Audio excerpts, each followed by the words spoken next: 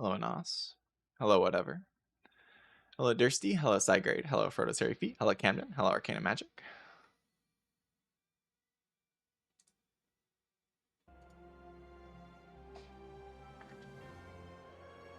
Hello, hello.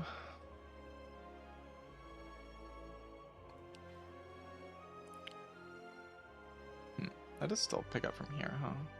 Should probably test that. Do a better job. Hello, Moasis. Hello, Frozen FF8.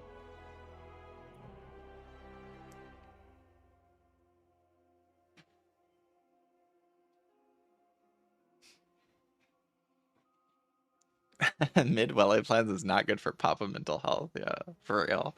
Every stream is just him saying a mid like the entire stream.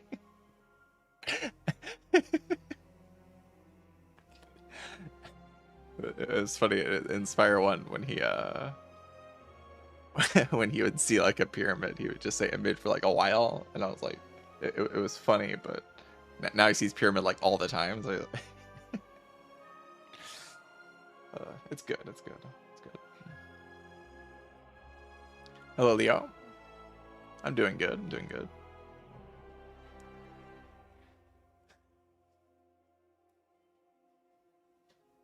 First time potion. That's a good one. That's a good one.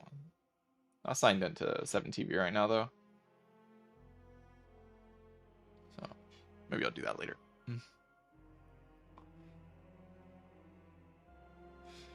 First thing I heard was, that's the worst mid emo I've ever seen in my life. What is Opum cooking with that? It's disgusting.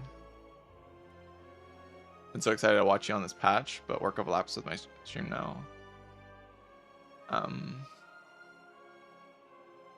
Yeah, you missed some good runs. You missed some gaming. Had some funny runs. 96 damage sword boomerang and the die run.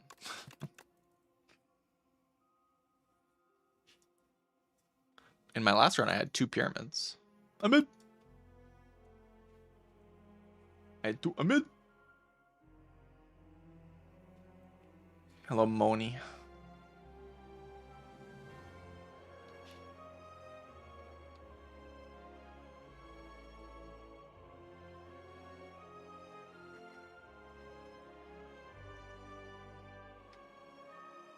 All right.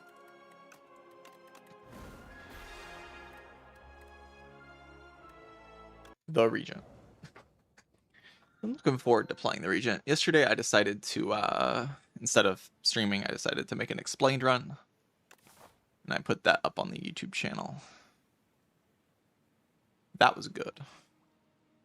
That was a good time.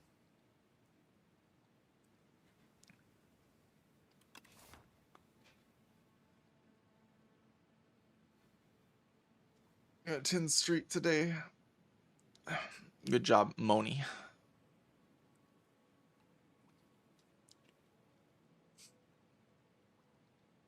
Tin streak on this patch or 10 streak Merle style? Where it's like across 5 patches. Should that be JMax style? One of the two.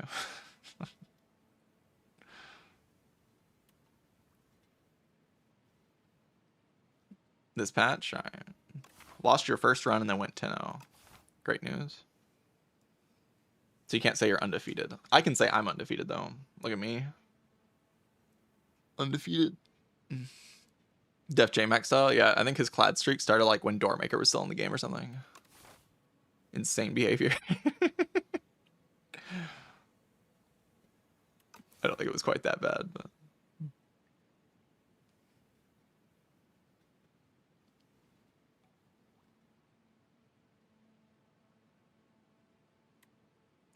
lost your 7 necro streak. Yeah, I'm currently on, like, you can tell my necro streak based on my rotating streak, right? So like if I have a 12 rotating, that means I have a 2 necro streak. Yep. It's basically the same thing. My rotating streak is just equal to my like necro streak times 5. It's the same number at any given time. What's this song? This is Festival of the Hunt from Final Fantasy IX.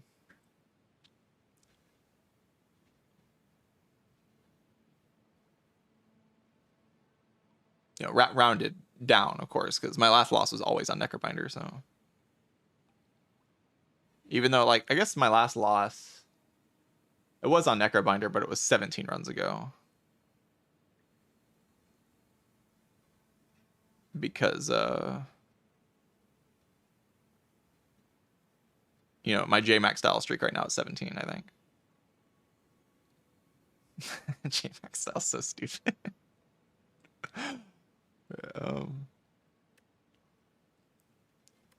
Well, I could click Arcane Scroll and get really lucky. That's an idea. I just click it and be like, haha, Big Bang, GG, I win. I'm so talented. Haha, Crash Landing, GG, I win. Haha, Guards. Oh, Guardia. It's definitely better to go File Cringer. And I kind of want to go on this path and farm a Shibillion elites and hallway fights. Like, look at this path. It's so juicy. You just go like 3 fights. You know, shop, fight, elite, fire, chest, fire, elite, fire. Ho ho. Ho ho. Ho ho. Beautiful.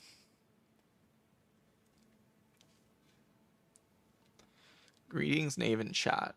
First time chatter Butts McGee. That's crazy. You've never typed in my chat before. It's crazy. Hello, Butts.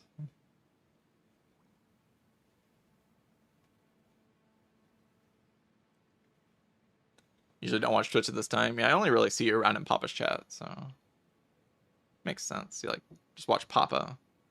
That's what I would do, honestly, if I was like not streaming the game. I would just watch Papa. So I get you. I relate.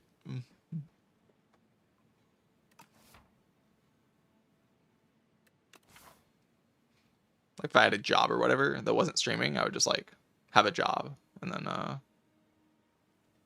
watch Papa when I'm off my job or whatever.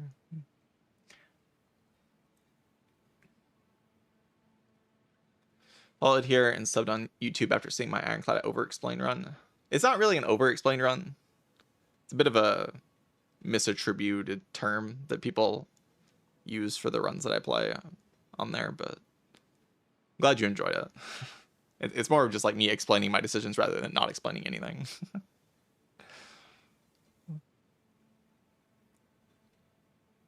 You know, I could call those runs Zeknar style runs. That's what I should call those runs. Actually explaining what I'm thinking instead of just clicking cards.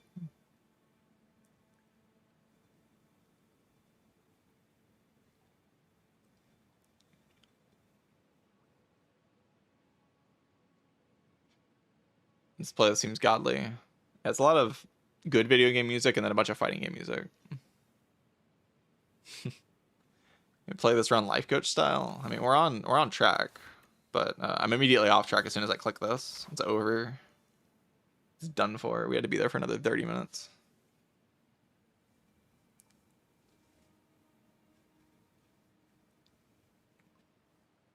Fighting game music was made distinct. I mean, I like a lot of fighting game music, but you know, I want to say it's like Donkey Kong tier. It's not up there with the DK or anything like that. These are good potions, by the way. Like these potions are useful. I can use them to great effect to gain power in the run. Like right now, I'm gonna use a block potion because I'm dead. I'm dead. If I don't use the block pot, I'm dead. Dead. I get punched, and I'm dead. Can't accept that. Taking damages for nerds.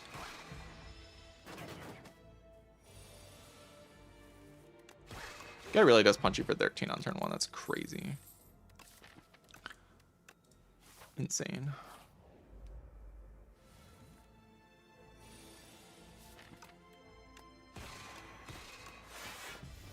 Looks like a perfect draw, but like we can technically bottom deck 2 strikes and then it's not perfect. I didn't do that though because I'm better. That's why I didn't do that, because I'm better.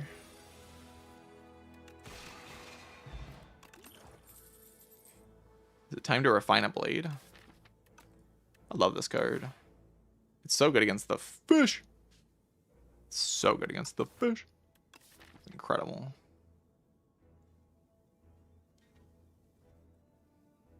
It's gonna take a Refine blade. I like the card. I think it's kind of just the best card.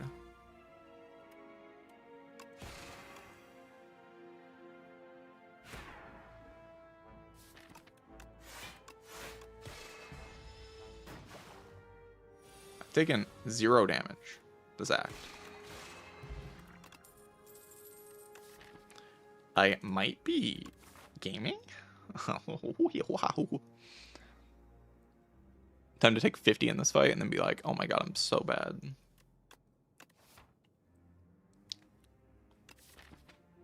I like Guo. Kind of just end up picking a Guo. Chilled.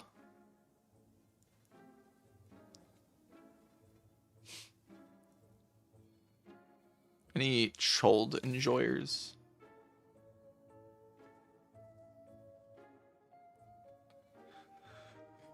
I mean, I have a Cloaky. It makes my Cloaky block more. It's pretty good. D2. Yeah, I played D2 for like the first time like a couple years ago. And yeah. There's like 2 D2 songs in this playlist. I mean, this is a Diablo 1 song, really.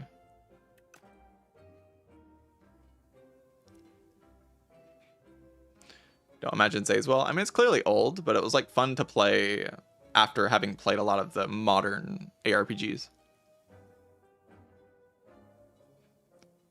To like see where a lot of the ideas came from. Like the whole like you start in like a ran down village and then you go to the sand area and then you go to the jungle area. It's like that's just Diablo 2 and everyone's just copying it.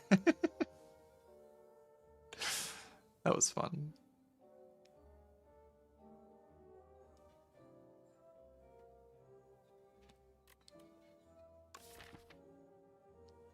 It was enjoyable. I think I will click a Shoulder. And maybe a Pulse. Pulse is like pretty good at killing the eels. And it's also good with Chult.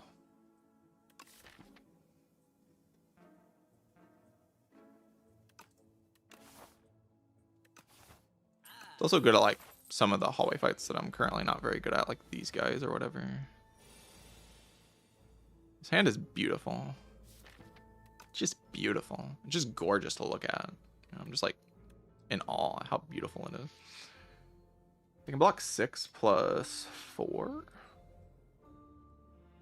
plus 2 or plus 3. 6 plus 4 plus 3. So I take 2 this turn if I don't want to kill any of them, or I can just kill. That's also fine. But we can't play Cloak with Stars in this. I mean, we can with Glow, I guess.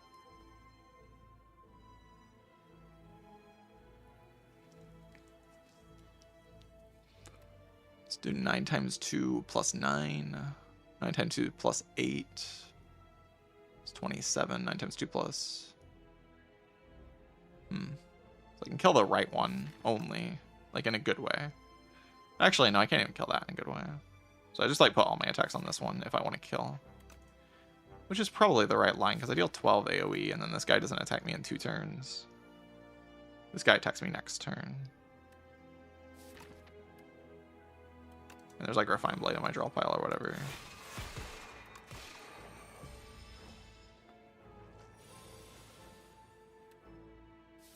Unlucky.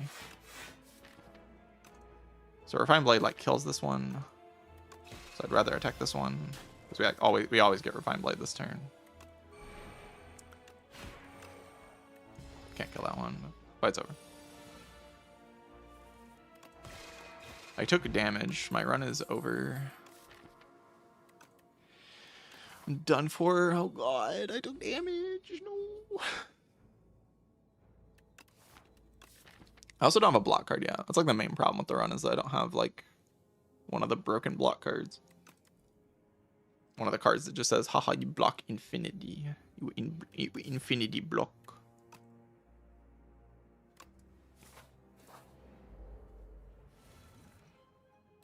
Yeah, like Glitter Stream. I can Refine Blade here so that the fight actually ends at some point. Seems like a reasonable thing to do.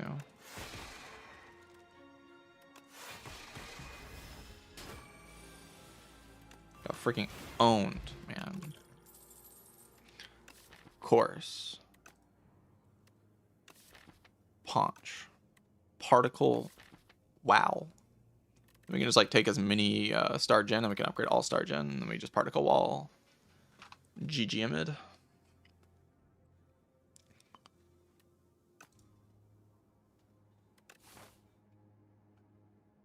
Star Gen, Star Payoff, Star Gen, Star Payoff, Star Gen, Star Payoff, Star Gen, Star Payoff.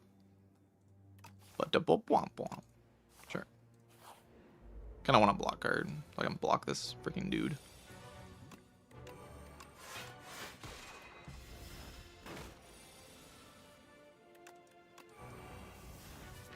Can double block this, but I can also play a strike because I gotta play a strike at some point.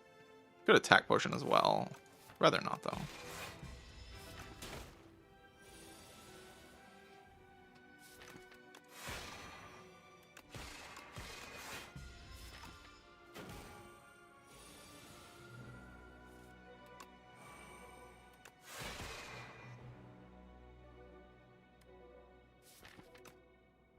There's some damage I have to deal.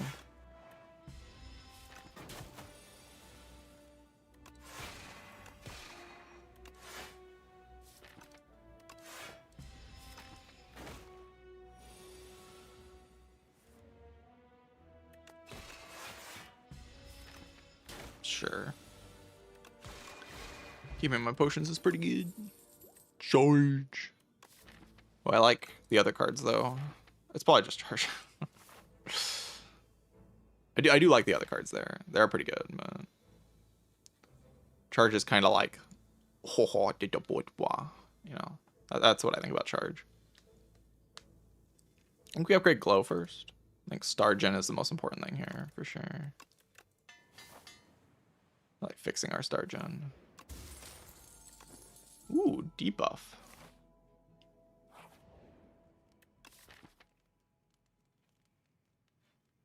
The enemies are so debuffed. They're shockwaved on turn 1. Like to upgrade Refine Blade, but I think I'll rest here. We can probably upgrade for the rest of the act though. Dak Potion. Or just like throw the Powder Demise. Probably just throw the Powder Demise thingy. It's probably just better.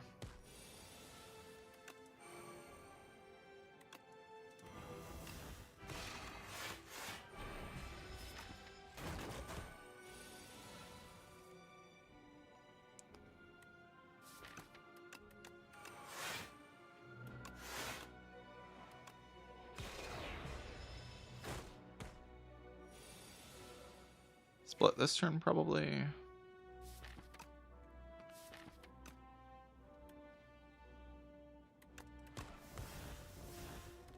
Just play this 19 damage, but oh wait.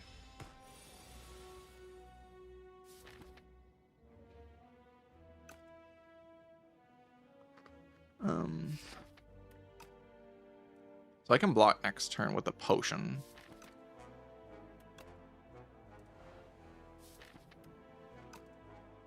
I can also kill it with a potion. I can Refine Blade, like a Memories the sword. That's a way to have lethal this turn. Because it'll go to 28 plus 6.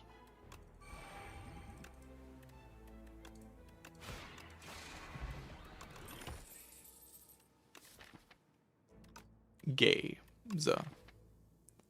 Monarch's Gaze. fine. A bit early. I want to upgrade, like, Venerate. I want to upgrade Refine Blade. Like, so many upgrades I want to make. Balrog RPG, again coming in with the Giga gifted sub. I appreciate that. This is an alright pale blue dot. Yeah, thank you so much for the 5th gifted sub. Thank you.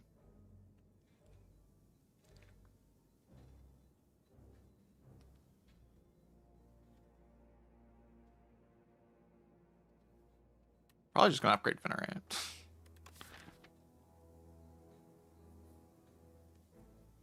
Gaze is like a cool card. It's like pretty decent overall, but kind of needs the upgrade, and it's not a good turn 1 draw with like the debuffs that I have.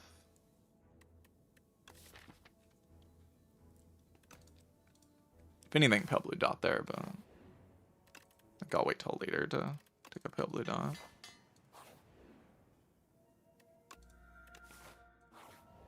I don't mind 10 HP. 10 HP is cool.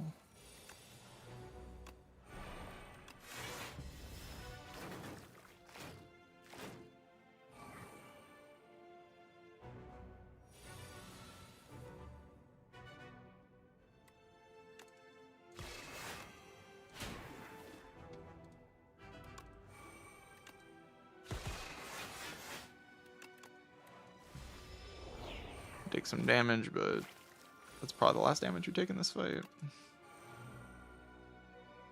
Probably. I hope so. I should probably hit this one. I mean, I can kill this one with the thing next turn, but then I can't weaken this one, which is like kind of weird.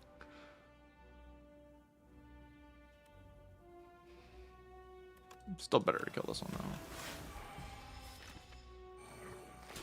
Rather not spend any more stars if I can get away with it.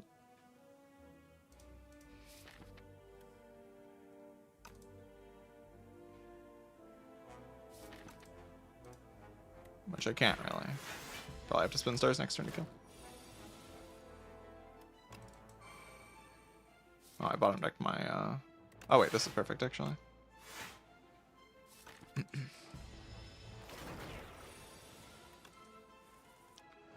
Gives me my galactic dust setup. Oh no, I got owned. Owned. I can upgrade the Hidden Cache, or I can upgrade the or I can take the Gather Light, or take the Hidden Cache, and then upgrades probably Charge or Refine Blade. Maybe Refine Blade. Could also be Child. That's probably Refine Blade.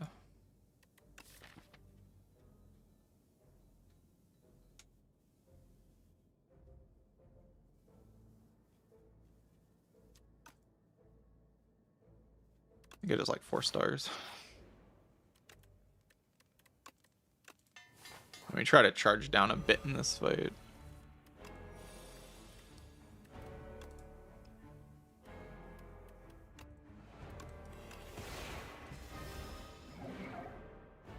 No charging on Beckon's like a little bit sad. But...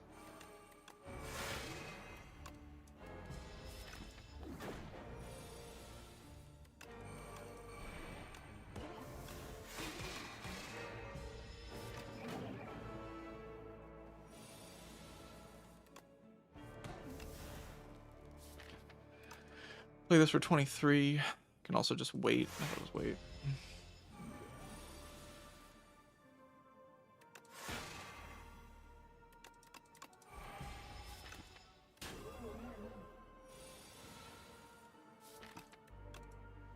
Oh wait, we're not shuffling next turn because it had status cards to my deck. That's so bad. And we also top decked all of these. So we drew basically as badly as we possibly could have.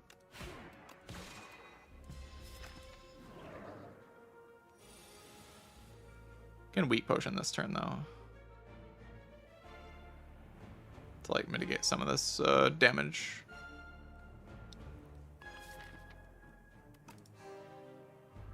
Worst possible draw order, huh?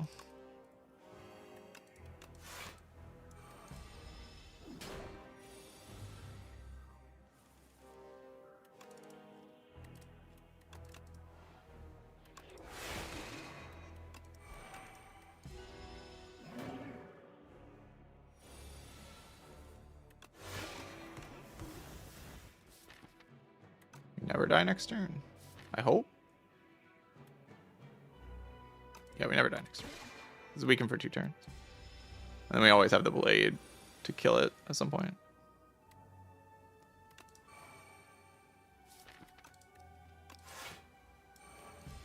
Next turn I can spend stars until this is at 9 and then kill.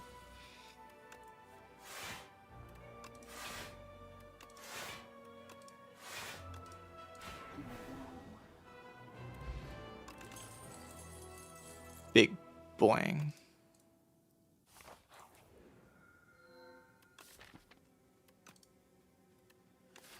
Soup's cool. Pumpkin Candle's cool. Soup's like way worse with charge, wanting to just get rid of all the cards. But there's also like a big hug. Just kind of good. You just get like that one power, the thing that exhausts cards, and you just kind of win. Not even have a charge to get rid of the status cards. And you just draw your like looping stuff way more consistently, draw block cards way more consistently. Yeah, I mean, they're all good, basically, is my point. The point that I'm making is that I'm being offered a bunch of good things. A bit spoiled for choice. They're all just good. I don't mind this right path. It gets 3 elites and fights and goes to a bunch of fires to upgrade, like Big Bang Child or whatever. Or it could also be Pumpkin Candle, I guess. If I value the energy so much. The energy is a little less needed when I have like a bunch of 0 cost star stuff and Refined Blight and Big Bang. But it's not bad.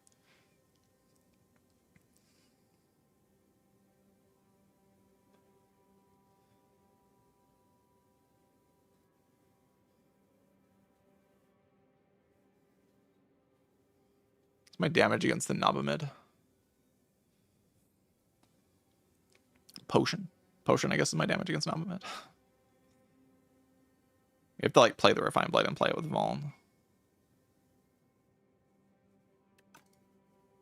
What's your Ironclad Explained run? Glad you enjoyed it. Glad you enjoyed it. It was a good run.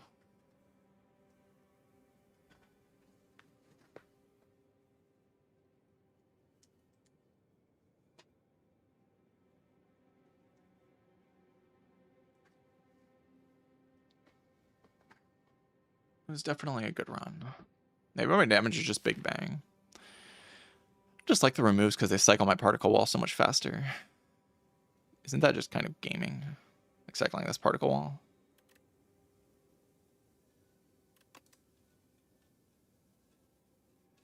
Sounds like kind of amazing to cycle this particle wall.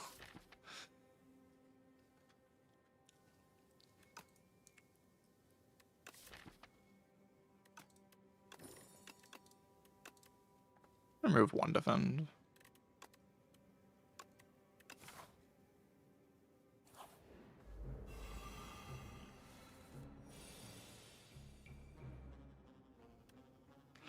I say I'm a huge fan of this hand. I have like an explosive potion to use in this fight, I guess.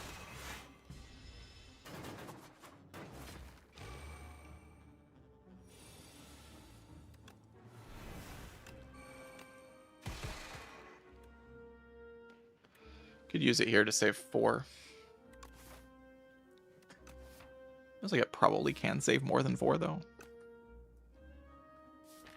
Probably. But also feels like it saves HP next turn, potentially. I can play Defend Charge here, and then like charge away this and Venerate. Yeah, 2 0-cost attacks.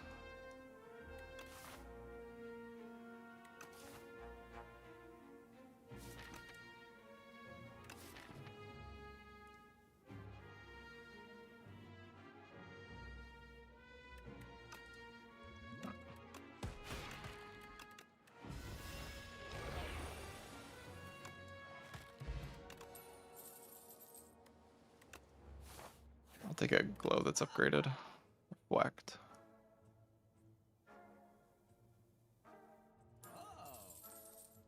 Pretty sure that's just a buy.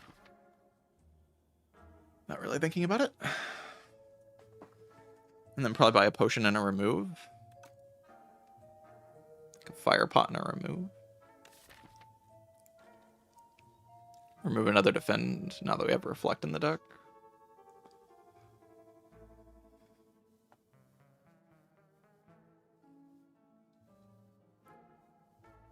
Reflect is really good here.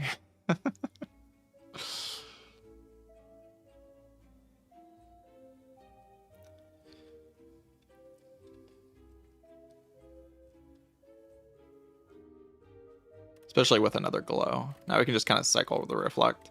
We still have to find an answer to Aeon Glass, but I should be able to answer every other fight with Shadow of the Stars Reflect. Without too much trouble. Remove is just great. Nothing wrong with removing cards. We just want to draw into our combos faster. Our combos are very powerful.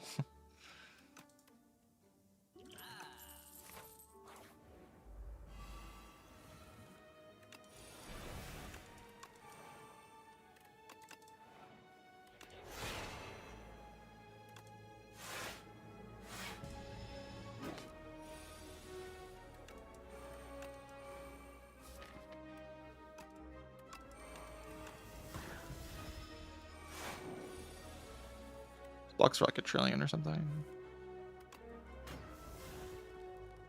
But I can also just split it.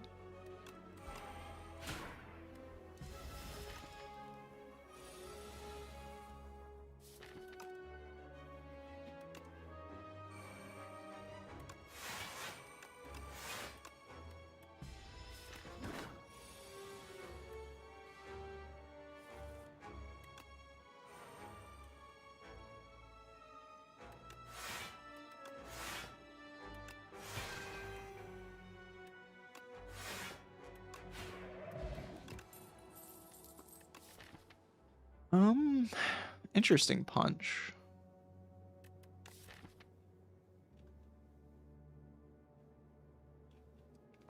It's kind of like another Refined Blade, but like a little bit worse. It's not Reflect, which is a problem with it, but it's also like my biggest damage issue comes in Aeon Glass, and it's not like a great Aeon Glass answer, right?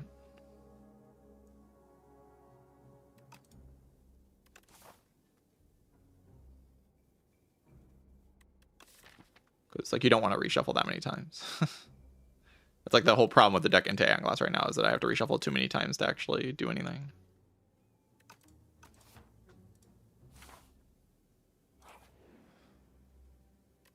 No. No. No. Honestly, worth it.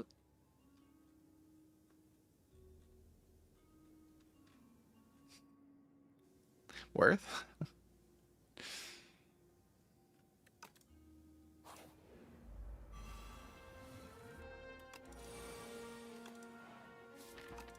Okay, I don't love that, but we have to keep our Galactic Dust to block this turn. Oh god. Okay, we drew that. That's good.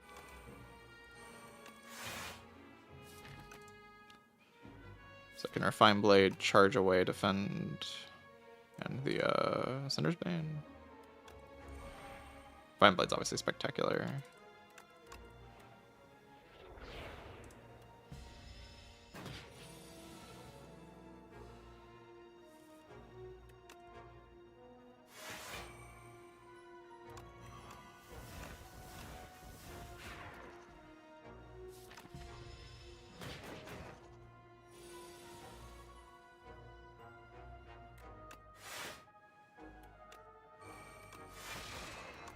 I should have played this first. Mistake.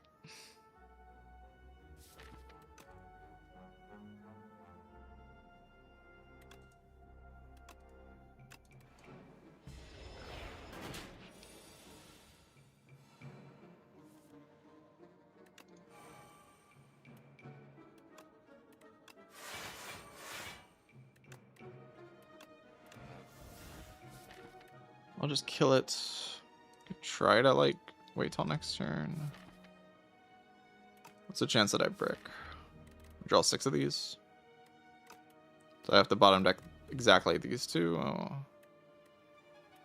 And then I can glow into them anyway. There's 0% chance that I work.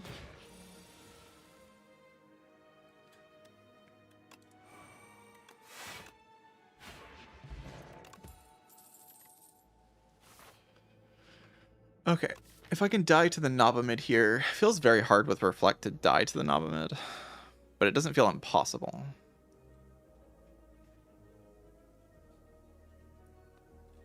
Like attack potion, fire potion, and reflect, and like a big sword. Yeah, I mean, it's kind of impossible.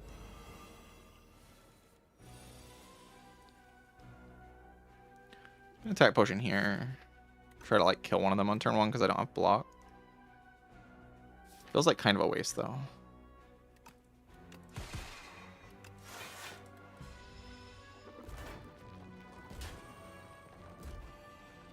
If I draw Reflect this turn, that'd be freaking awesome. This is like good enough.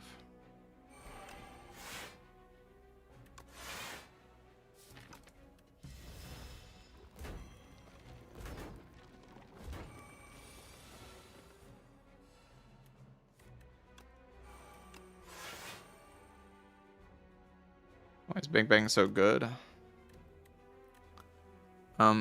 It's not just a lantern. Not just a lantern. It gives you a star as well. And also 5 Smith.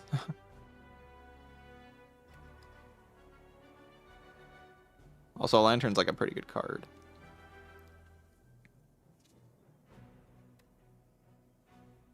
I don't really want to weaken them. Of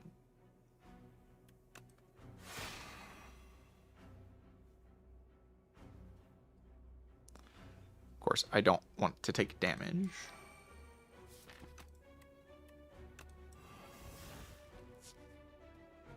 $17, $12.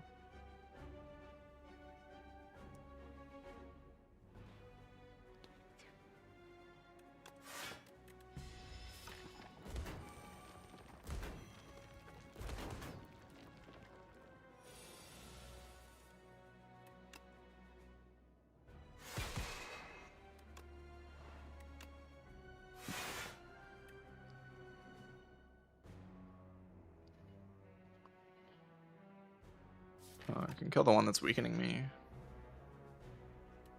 So that I don't have to look at it anymore.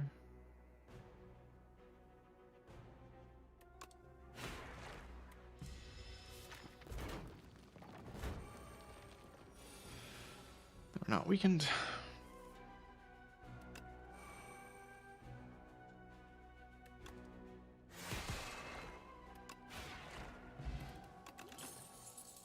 More energy. You got Quasar.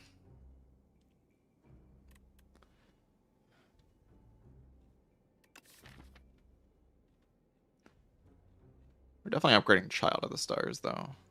That upgrade is very obviously the best upgrade in the deck. And we have 3 potions for Nabamid.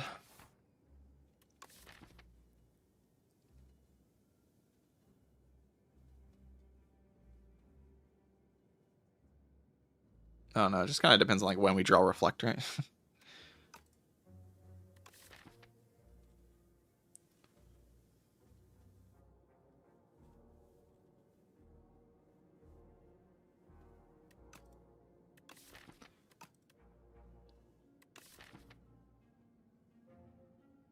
Random BS is so good against the end game here, but I think I wait a little bit.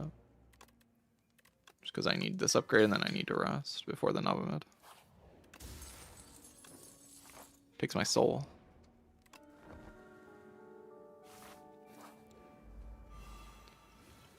Well, it's not even the Nabamid. No Child, but there's no way we're not playing Reflect there. It's insane.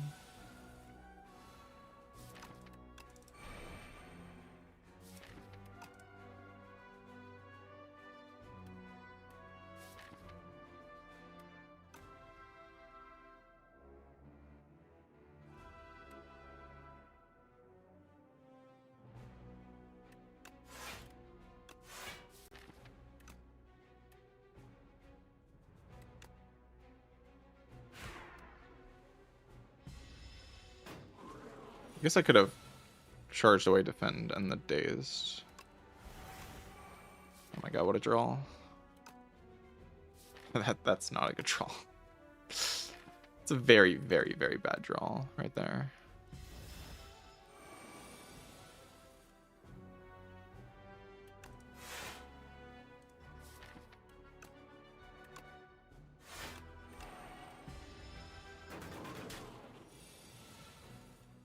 I drew all of my Blanc cards.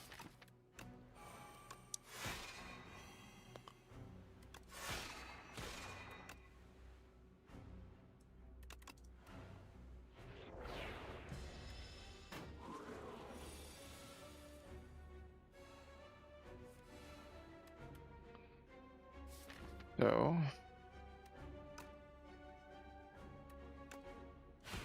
make sure it's dead to the fire potion at least.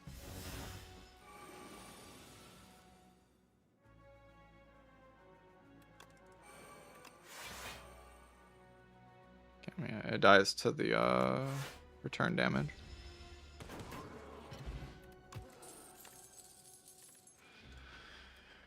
These cards are unpickable. I think I dropped this energy potion for another fire potion. Just for the Nabamid, like, being able to throw fire at it is pretty good. I could also just not fight the Nabamid at this point. We'll see how I'm feeling about it when I actually get to the fight. I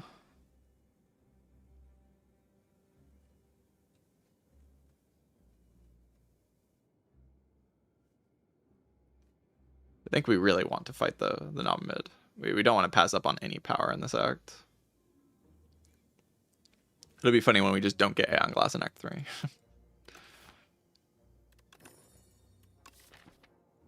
That will be a funny time.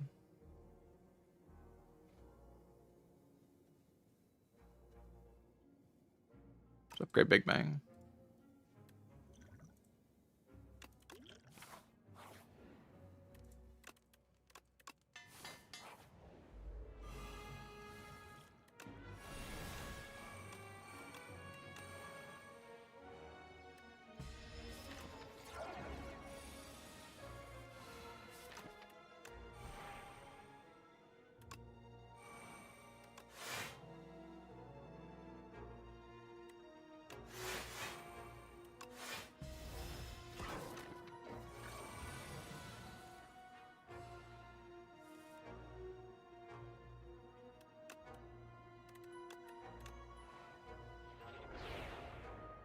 These suits will be a problem sometime in the future.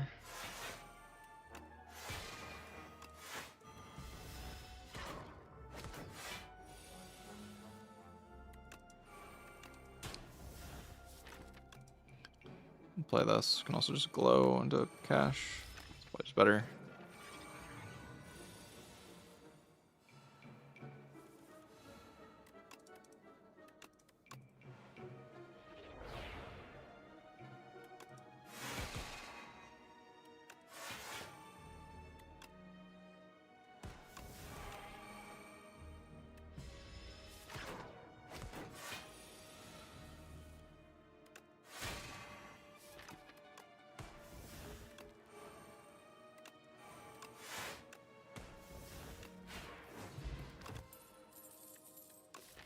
Mid.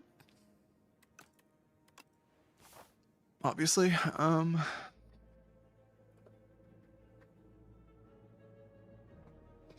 Okay. What's the idea now? We have an attack potion and 2 fire potions, so we have a lot of extra damage against the Nabamid. I don't feel like too afraid that I would skip getting an elite here, because elites are like really good.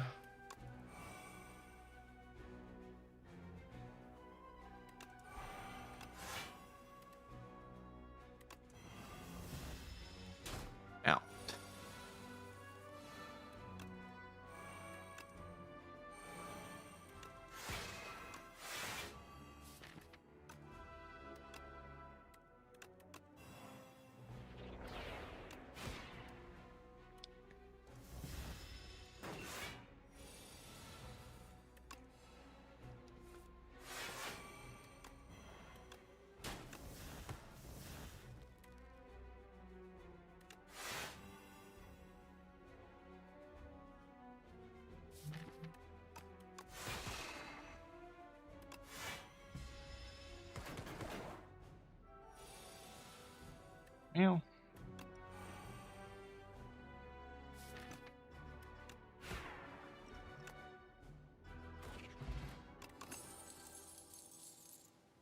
Beating Remnant's actually kind of amazing.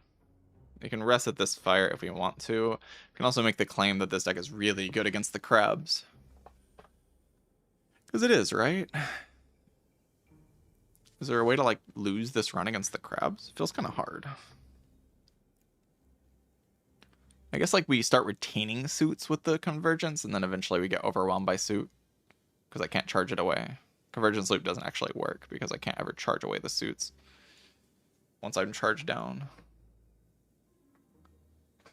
But by that time, I'm, like, dealing so much return damage with the Reflect.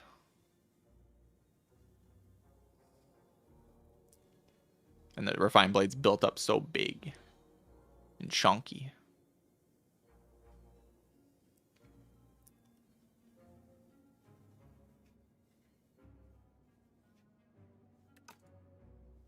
But also I kind of went on contact with a boss relic, so like why not just rest?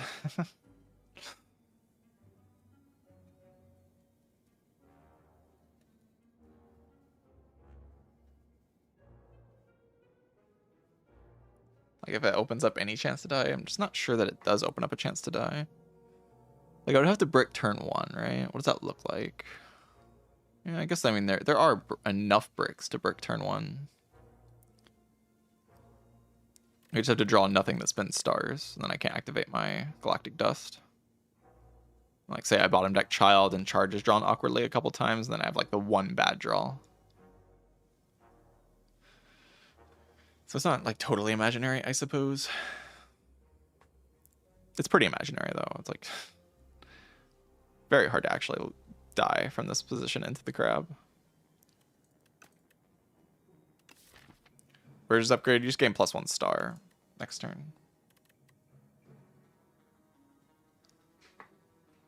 Which is fine. I think if I was going to upgrade anything, it would just be Reflect here.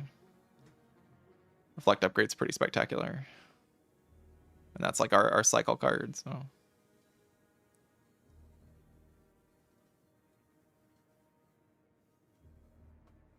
It's +5 block.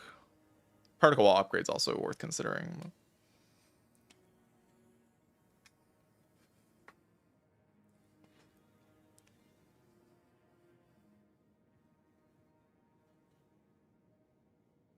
I could just so easily see taking 0 damage.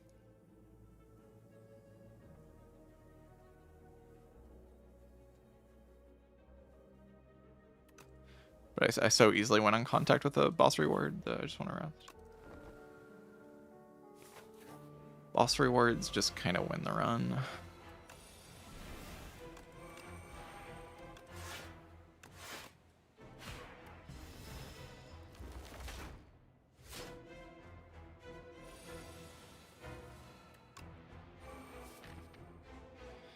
Charge away, Venerate. Oh, there's not enough good charge targets on him. Venerate's not a good card, but I guess I could get rid of Know Thy Place. It's like fine.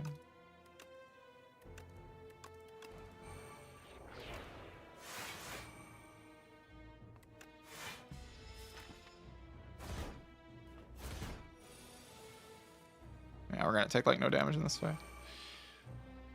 I mean, what do you expect? Me to take damage? I'm not gonna take damage.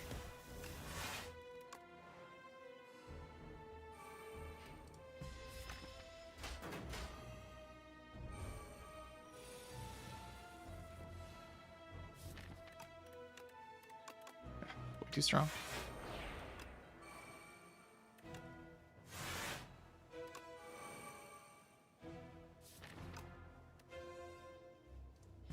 Full block.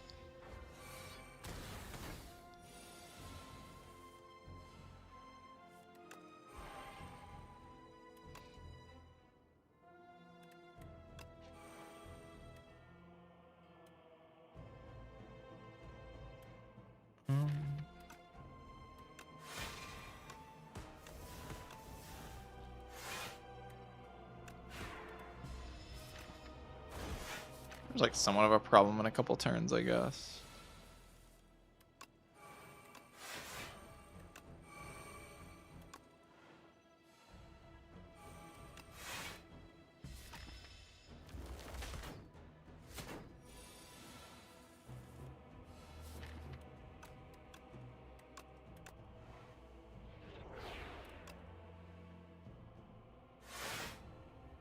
Like say we didn't draw this, we drew like a suit instead, and then like this turn we can't block.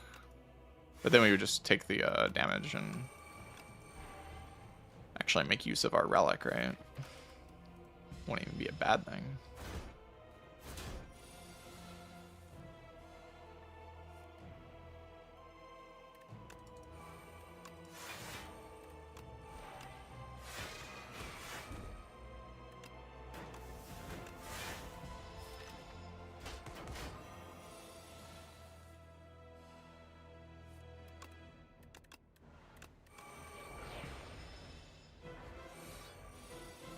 For tyranny, for real. Yeah.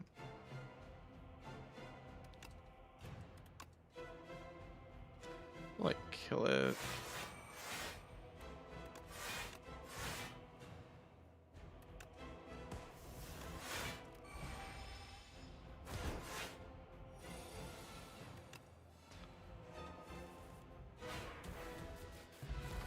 Any fear of losing this run? Yeah, ask me after I see the boss guy.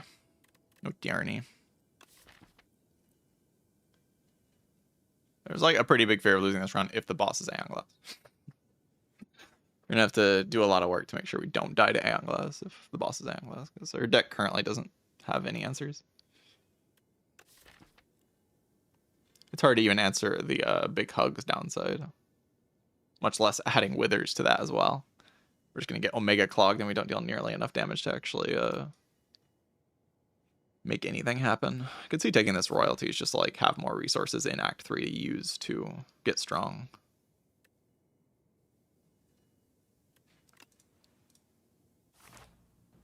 Oh, okay. I guess we win.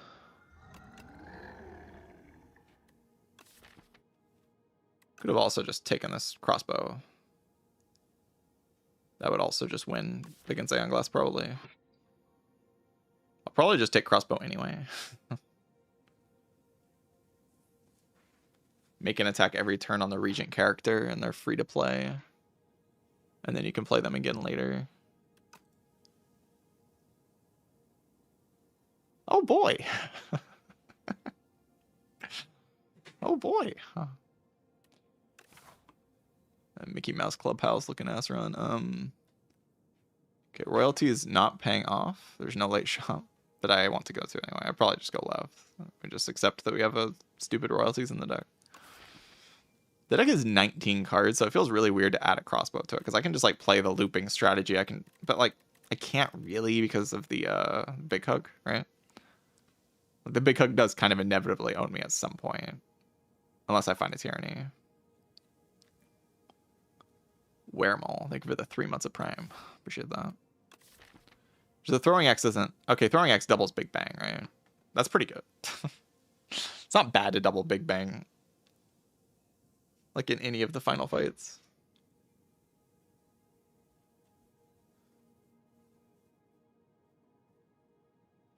And then like, I just have to have like a be gone, and we're there with the looping strategy.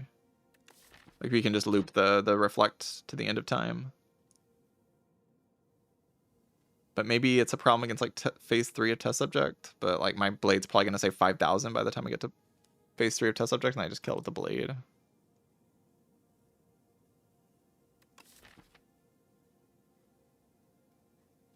Now all my cards are upgraded. I just take that stupid throwing axe. It's probably the right option. Then we get rich for Act 4. Rich. Can I play this? Probably.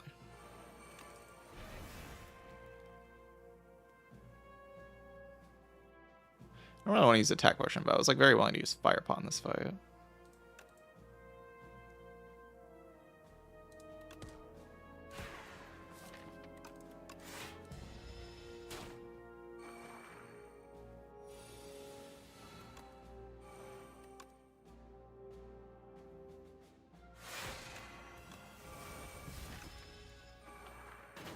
I don't know why I played that first, but it's fine.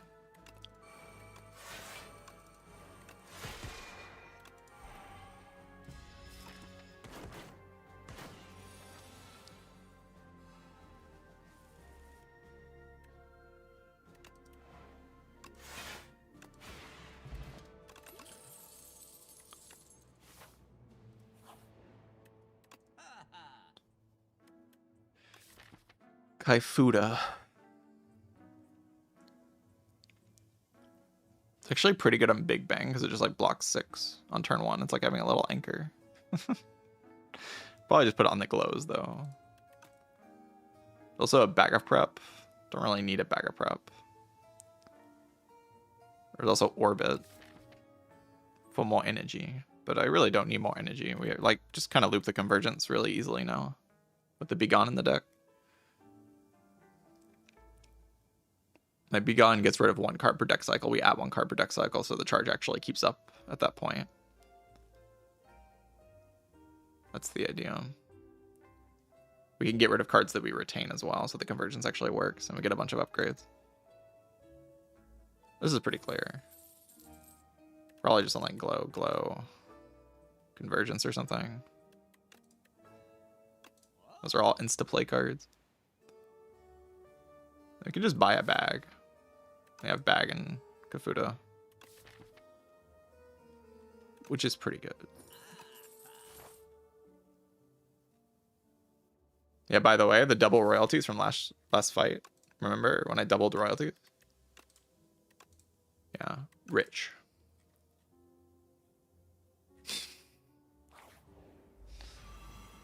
Don't buy Throwing Axe, you don't have a bagger prep here. Rich. Yeah, we don't have to do that anymore. We don't have any more shops.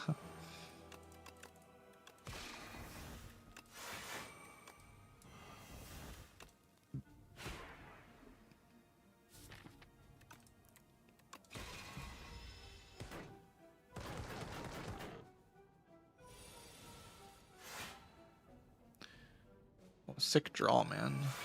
Let's go. I drew the worst hand ever. I could Fire Push and Black Y. Save it for the next hallway fights, and then we just aggressively rest, I guess. We can only lose 20 anyway. Yeah, only 20.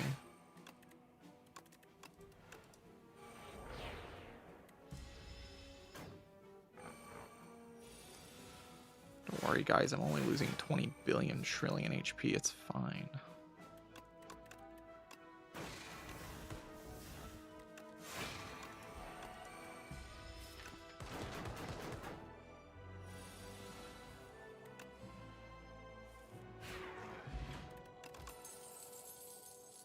Whacked.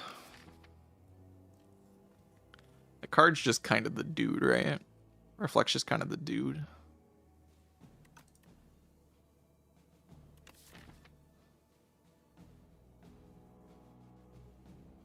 Reflect's just kind of the dude. In this deck, for sure.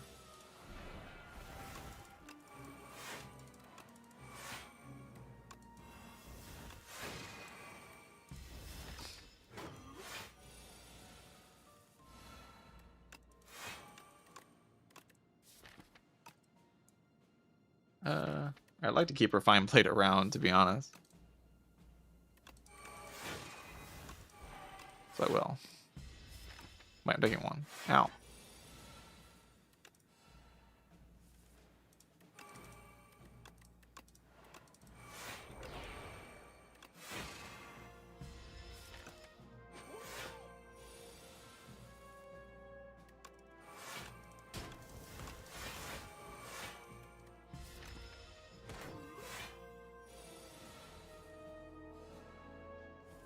Another Forge Source.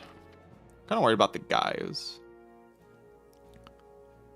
If they make all my cards ethereal, then I can't retain anything anymore, and then my blade, it doesn't really do much. But the idea is that we can just like play the child and then loop the reflect.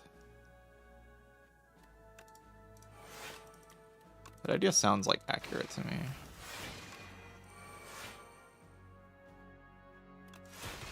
But who knows, maybe it's not.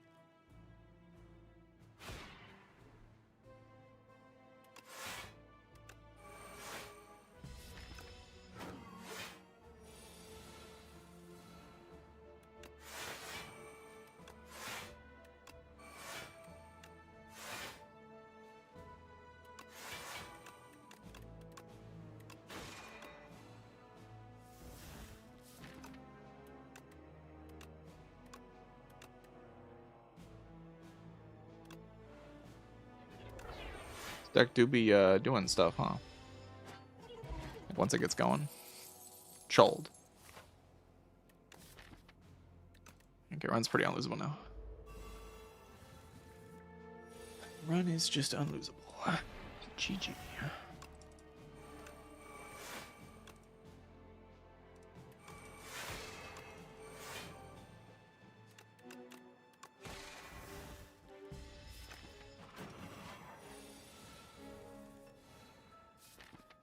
Venerate Astral Pulse. There are definitely bad cards in the deck.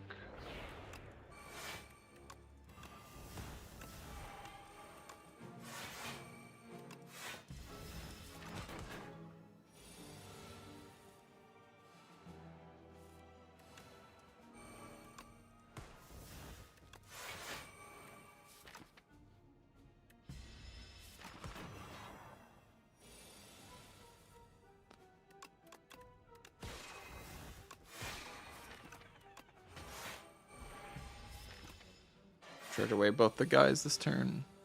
Well, assuming I don't draw one of them. I drew both of them. That's not a good play. Charge away Cloak, Hidden Cash. I don't want to get rid of Hidden Cash. It's like my most efficient card. Cloak Reflect. Yeah, Cloak Reflect.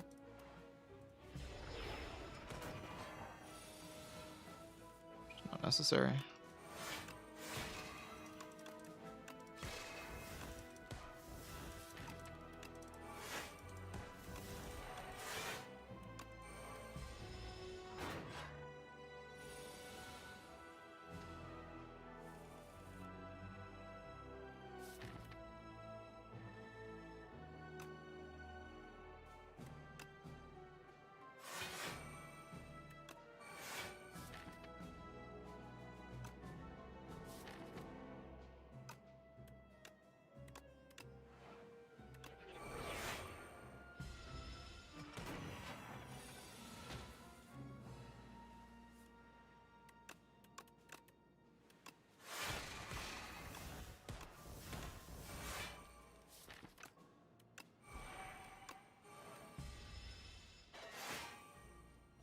I want 2 Begons in this deck.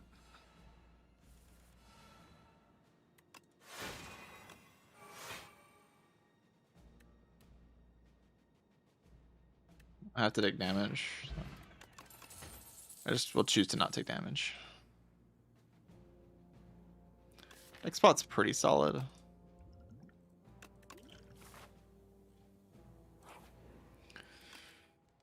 Upgrade Child, upgrade Convergence. I'd like to be able to get rid of Hidden Cash at some point in the draw piles. And Convergence upgrade kind of helps me do that because it's an insta-play card.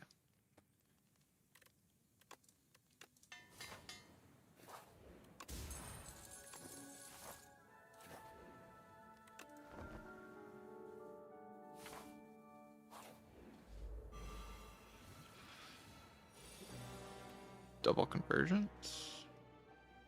Who's better to me?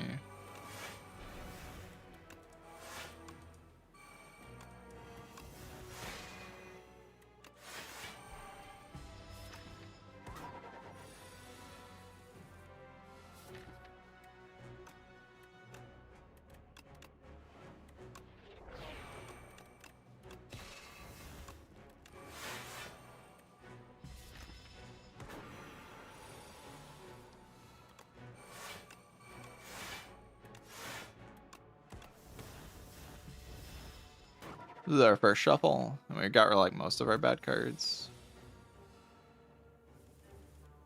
But of course we gain a bad card every turn, so like every little bit. Get rid of Cloak Venerate. The next turn, am I blocking? I have like this proc. Cloak probably shouldn't go. I should probably like Venerate Hidden Cash, right?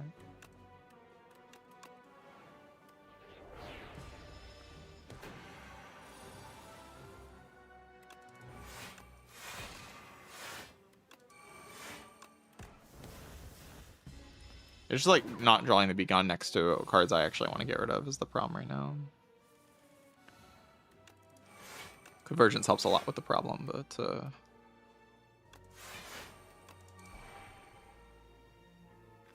doesn't entirely solve it.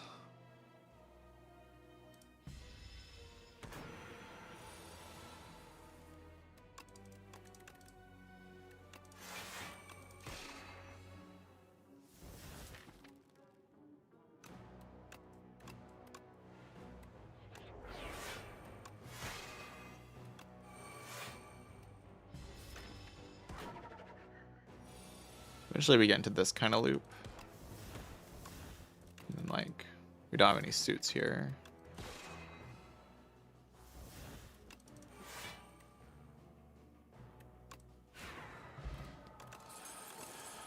So it kind of just works. Do I want an orbit at some point? Energy really doesn't feel like it's a problem, right? Like I have turn 1 energy, turn 2 energy, turn 3 energy. I have like all the energy I need.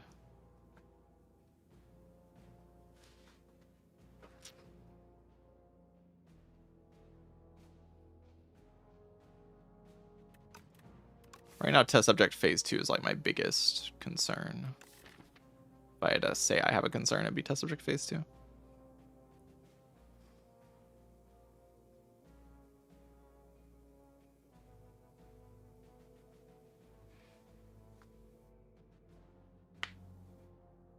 Like we have to play a lot of refined blades to be able to Giga Omega one shot the test subject.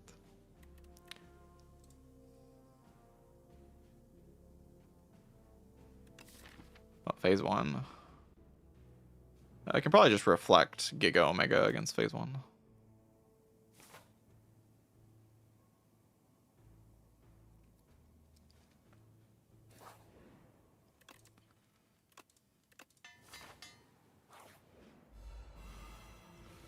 Oh god, the guy.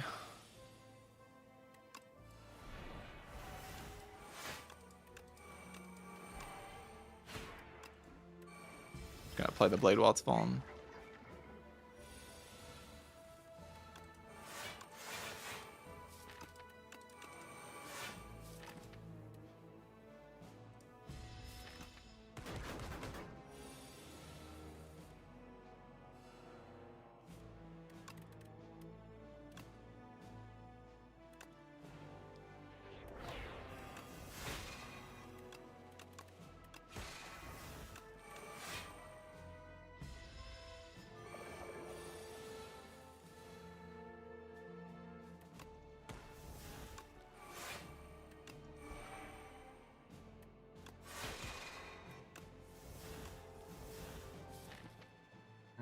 Our reflect is a little concerning.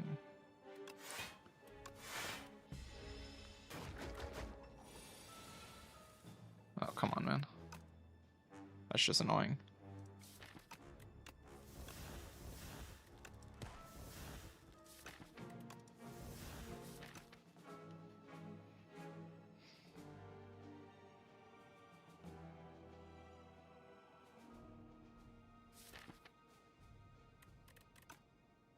Play the slime, then I only have like the slimes to deal with in the redraw.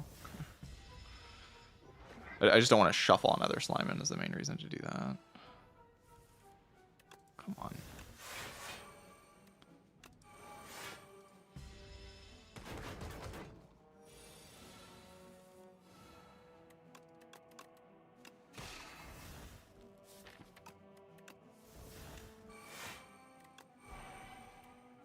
$60, but I am debuffed here. We glow this turn, right?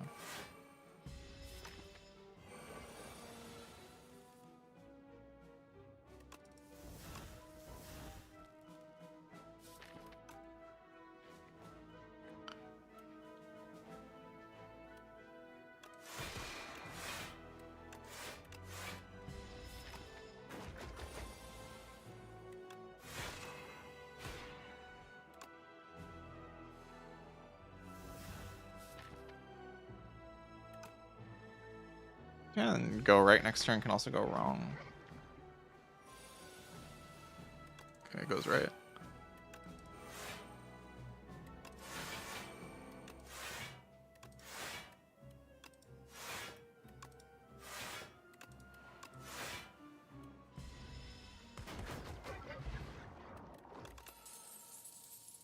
Alright, is Bulwark a card? I mean, it would be such a card if I didn't if I took the freaking Orbit. I didn't like think about taking Orbit because Bulwark exists. It's kind of like a weird thought, but I do think I just take a Bulwark because it's just a nice card to cycle to add to the Refined Blade cycle. It's playable block and just makes the sword big enough. Like, we have to cycle less cards to like kill the test subject. That's the main thing. Let's go child, I think.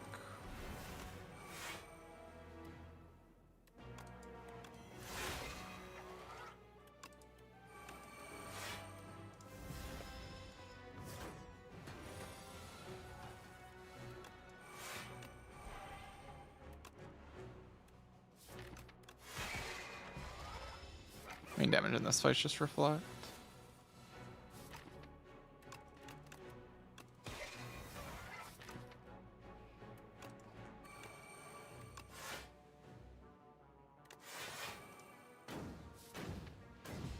Just don't get hideously unlucky next turn. I should be fine.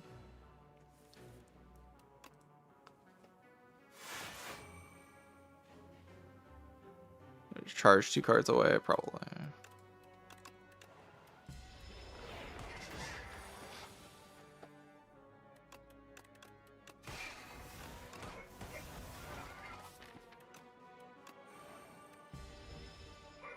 Hopefully we can reflect in a turn.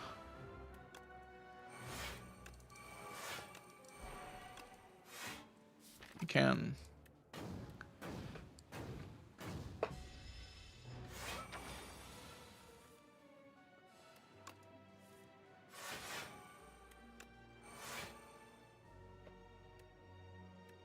I don't really want to play this, I don't have to.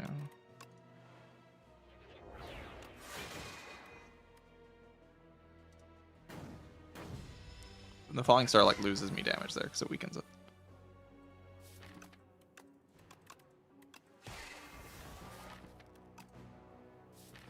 Well, I'm not shuffling next turn. That's so bad.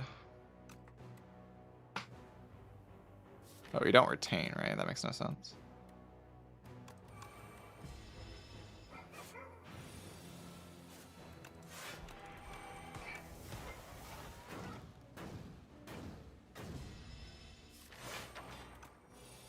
Some bad draws, some good draws. Mostly good draws. One of the good draws.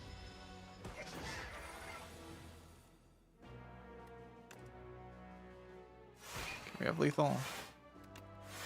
That's to 8, and I kill it with the sword. Okay.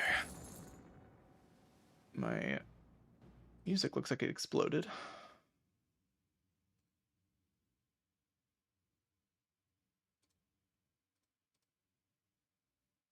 There we go.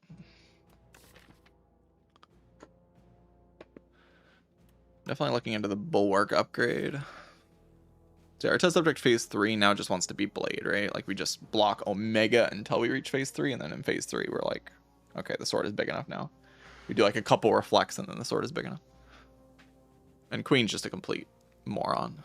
Doesn't even get close to being a problem.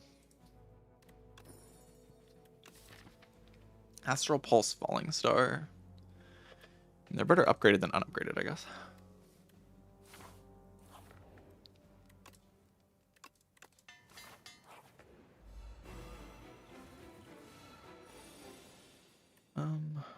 Double this actually. I think so.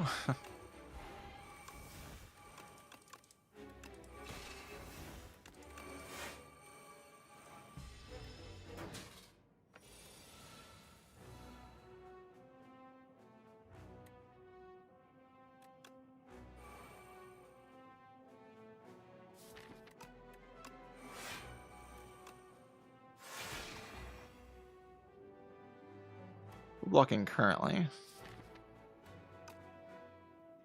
So I don't really want to charge here because I'm full blocking currently. But I'm always playing like the Know Thy Place, right? And charging away. Defend Cloak is like kind of chill. So we never draw those cards again, and that's pretty good.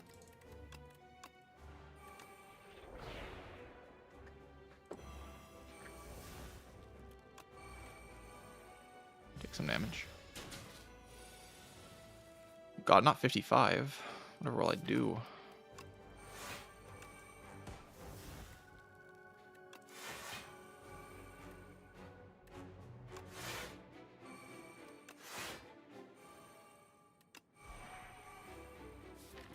It's dead.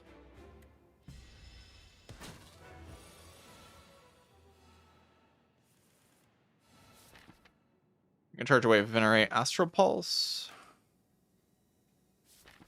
We never have to draw those cards again, which is pretty good. Fortunately, these minion die bombs have to float, but...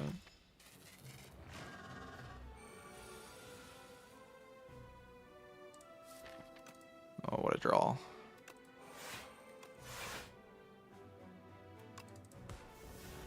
I want to play Refined Blade more than I want to play Bulwark, right?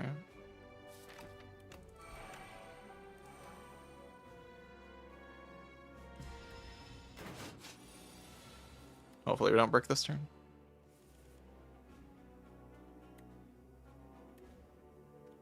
Because this is not lethal yet, sadly.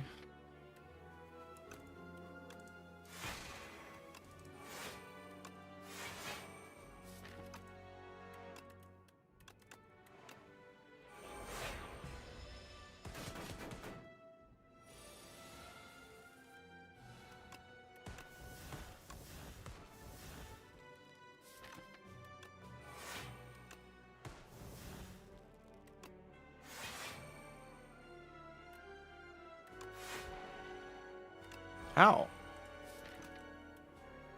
-4? The horror.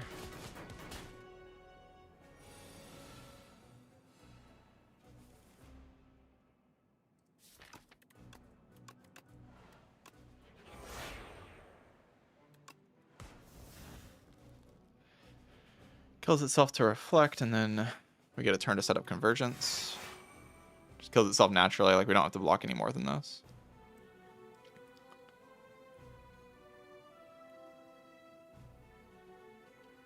And dies during the multi. Then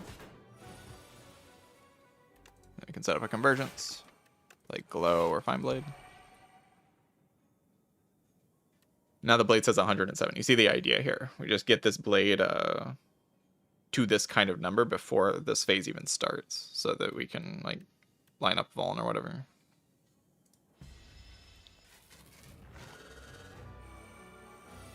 Blow it up. Convergence this turn is fantastic.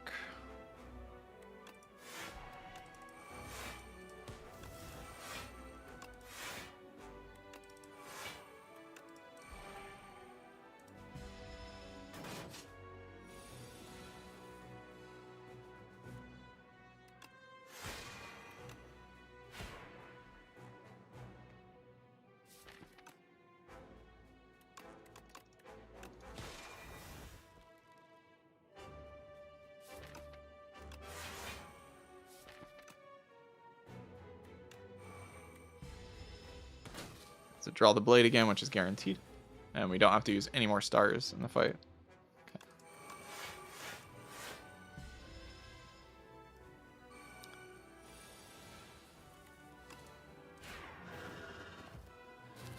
And now we keep all of our potions against Queen. We have obviously a very good setup against Queen. This type of deck performs very nicely against Queen usually.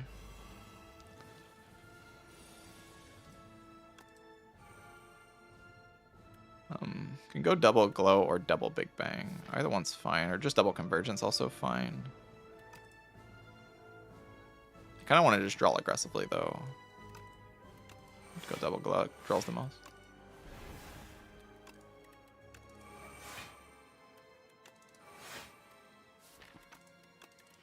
Absolutely, I will charge. Get rid of this and Hidden Cache.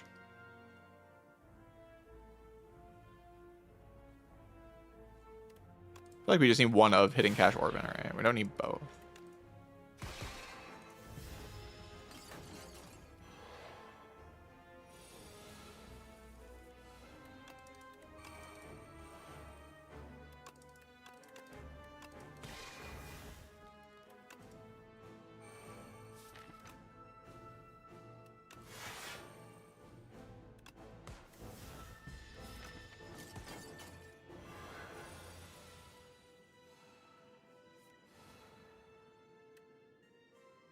Kind of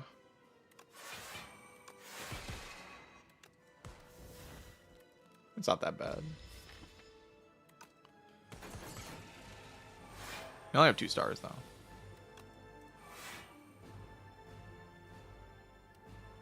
Reflect convergence. Next turn we have Venerate, and we can Begone the thing.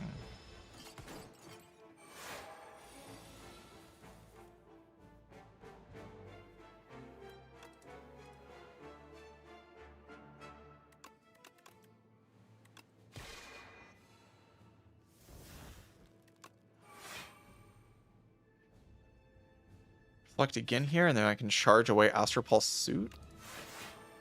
Oh, I can't. That's actually pretty bad. We're almost there though, right? This is still 12. It's not a great thing for me, that's still being 12.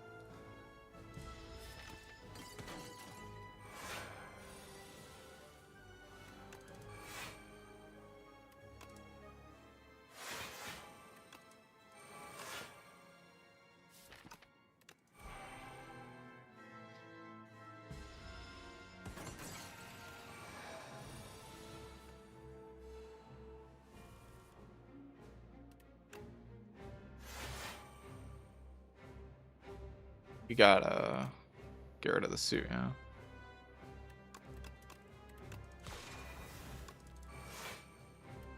Just bulwark here. Full block.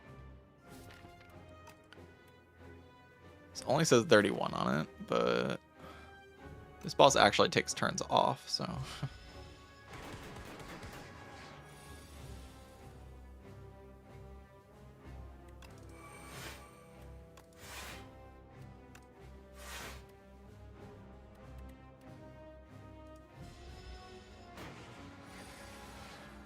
As long as we don't draw both our suits, we're in a pretty good spot. Actually, I have 2 suits.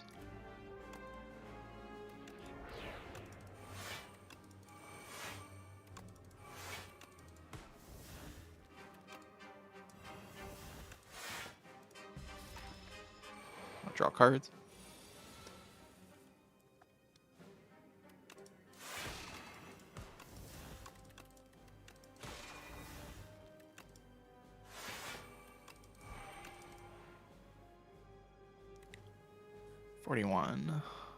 Could use attack potion now, but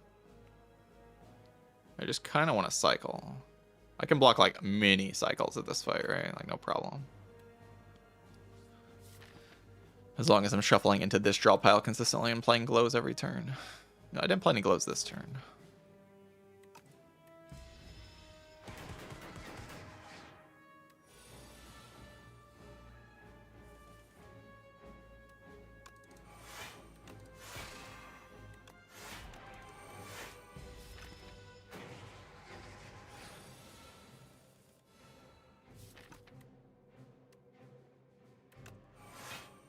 Actually do the reflect.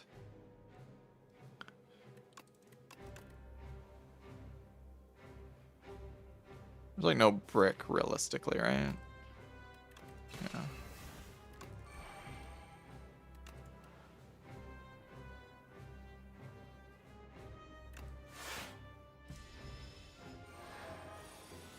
Some unrealistic bricks, but even then I only take 20. That's the nice thing about the situation.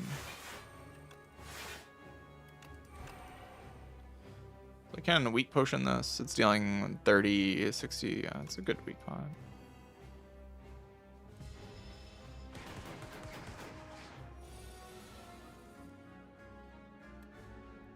It does 70 already.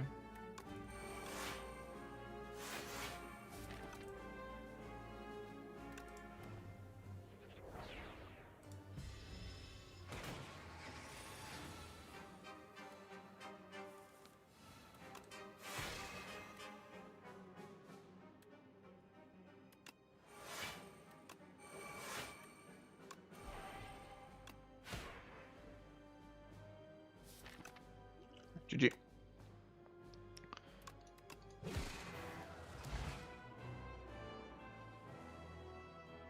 GG.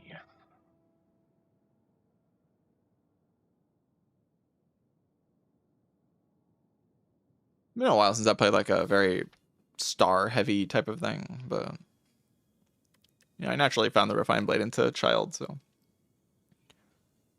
deck just kind of came together like this.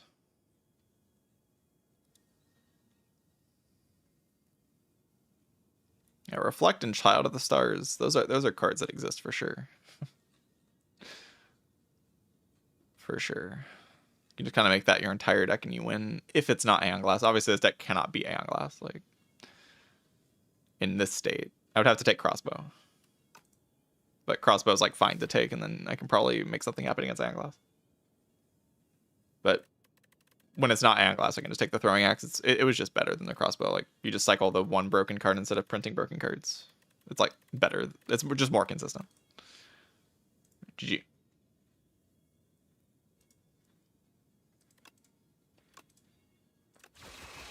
GG.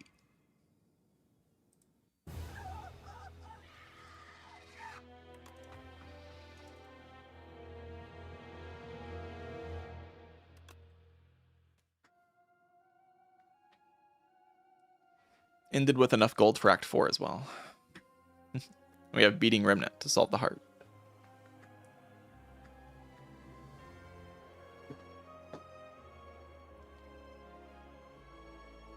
Crossbow. I already had target with charge is the thing, because I have the big hook. The problem with Crossbow in this deck is that it's trying to, like, well, if you're not fighting Aeon Glass, it's trying to loop. As soon as Aeon Glass exists, you can't really do this, so you take the Crossbow to hope that it prints like Bombardment, 7 stars, Gamma Blasts, you know, Comet, that type of thing. Big Orbit in hindsight. I don't want to have done anything, right? Was there like turns where I was limited on energy? I was slightly more limited on energy after Bulwark, but there's like no way. Like, it's okay once I have the Bulwark. It's just bad before I have the Bulwark. It's like okay once I have the Bulwark, but I didn't see it after I have the Bulwark, so you don't pick this. I don't need it. If I was in a situation such that I needed to see Bulwark or I was going to die or I needed to see some like other thing, then maybe you take the Orbit out of desperation, but I wasn't that desperate. My deck was pretty good.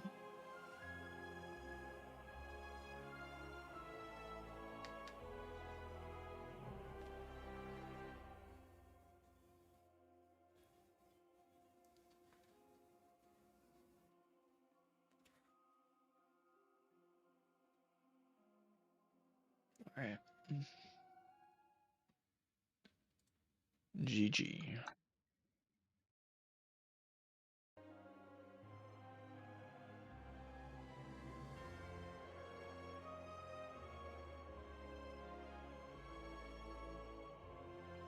I will take a break, and then I'll die on Necrobinder real fast for all your viewing pleasure. Just explode on Necrobinder. I've gotten 2 wins on Necrobinder, so I have a 13 streak, but you know, as soon as I lose on Necrobinder... Actually, really, I've had, like, I'm on a 18 streak right now across patches, so I've had 3 wins in a row on Necrobinder. That's what that means, like, mathematically.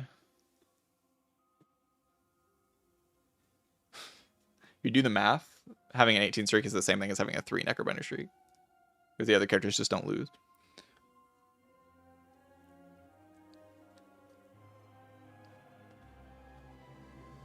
But yeah, 13 streak this patch. So I've had 2 wins on Necro in this patch, which is insanely lucky, you know. High rolling like crazy. All right, I'll be right back. BRB.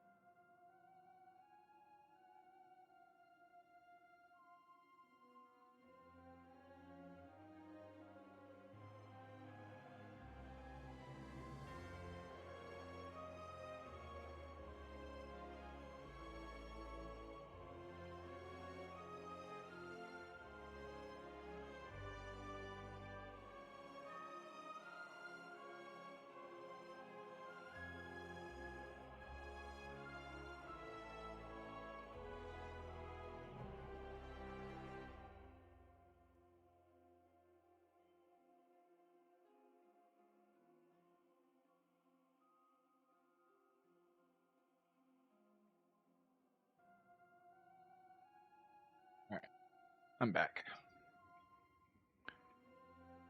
Yesterday was kind of weird. Like, kind of played itself. At least I was able to build an engine, not just like slop it up or whatever. Spectrum shifting and stuff. I do prefer these types of decks.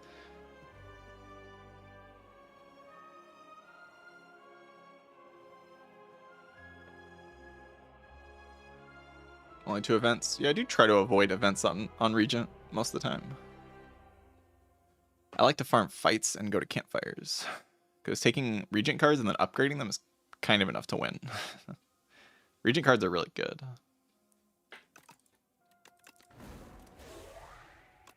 Unlike Necrobinder cards, which are awful. Holy crap.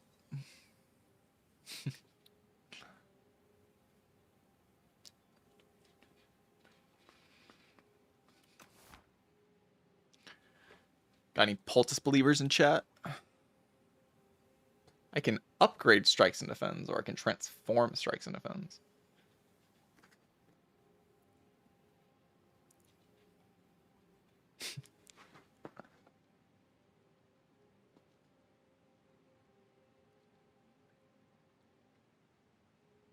Coffer? There ain't no way Coffer's correct here. That's crazy.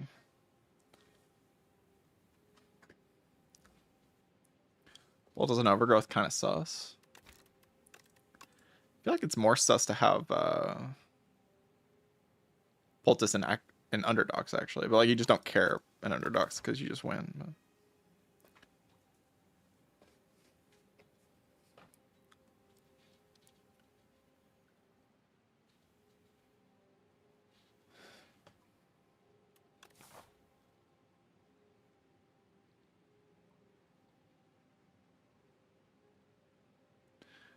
just don't want to live in the world where Poultice is wrong here.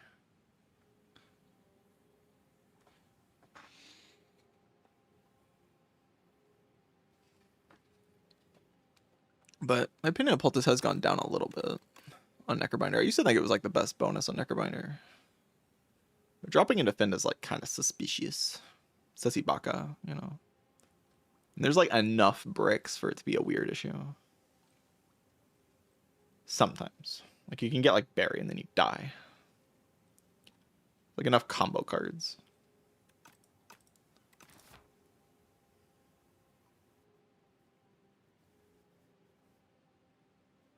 I don't really care too much about the max HP.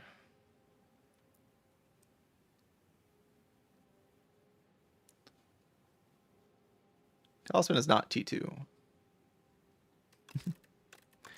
That's just false.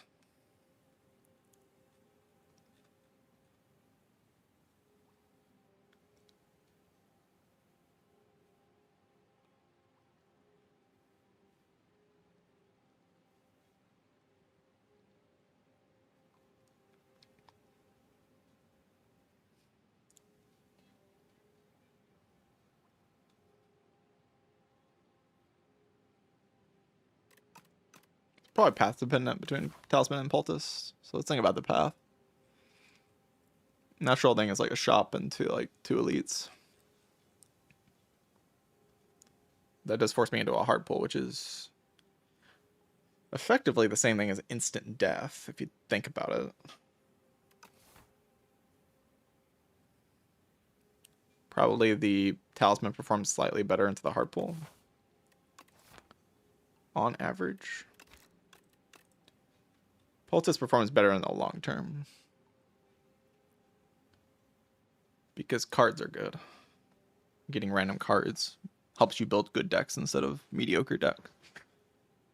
I like Talisman more in Underdogs because, like, Defend Plus is just an overpowered card in Underdogs.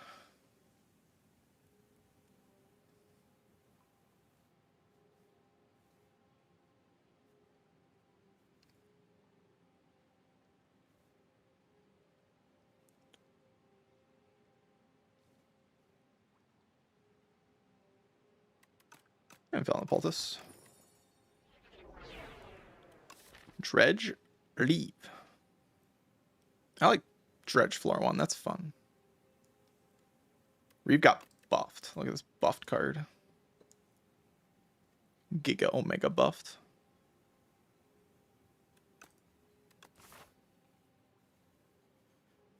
Does that change my pathing at all? Does make upgrades a bit better, so I could go to like triple upgrade into 2 elites. Late in the act.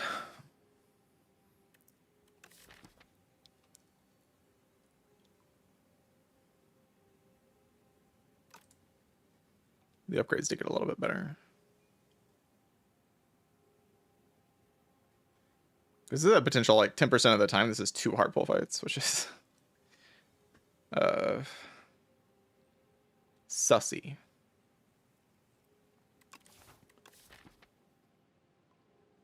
Two hard pull fights. I mean, it is after the shop, so I get to like use the shop to prepare for the hard pull, I guess. That's like true.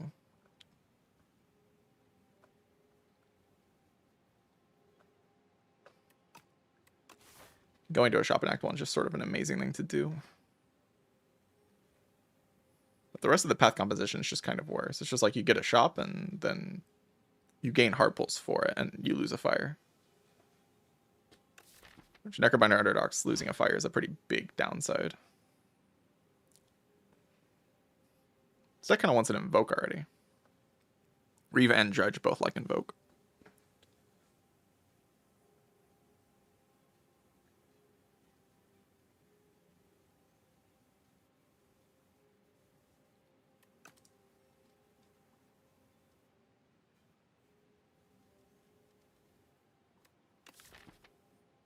If I don't see any good cards or potions, yeah. I just don't.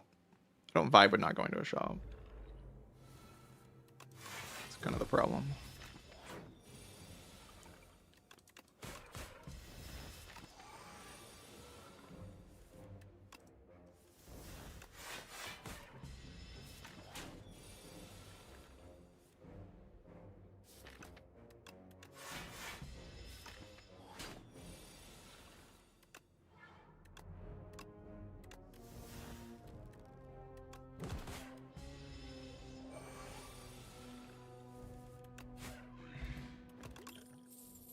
Potion's nice. Pool aggro is like a fine-ish card.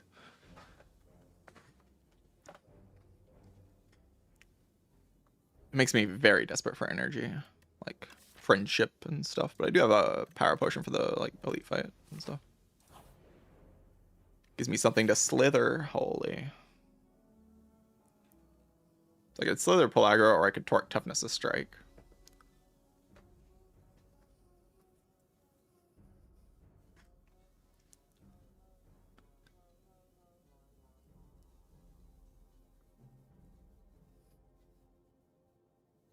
Now Reeve is not bugged anymore.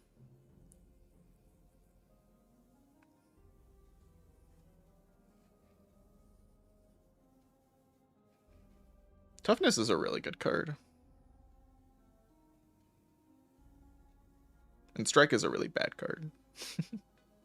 That's the main thing, is I lose a strike for the toughness. And toughness is just really solid. But very upgrade heavy, and also just like makes the deck so energy heavy. Like Slither at Pelagra overall like lowers the amount of energy that I have to spend in the deck. While like Torque Toughness on strike massively increases the amount of energy I have to spend in the deck. So the deck becomes like extremely energy starved, very like instantly.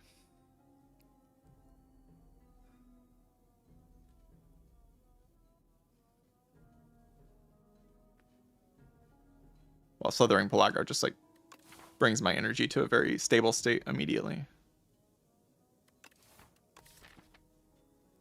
But if I find a friendship, obviously, or an invoke, which I'm already pretty happy to take, then the Torque Toughness is probably just way better.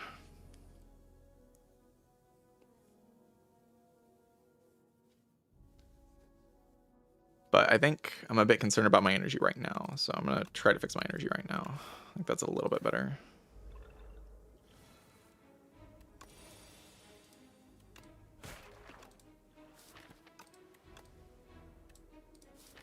7 + 6. Put this here then.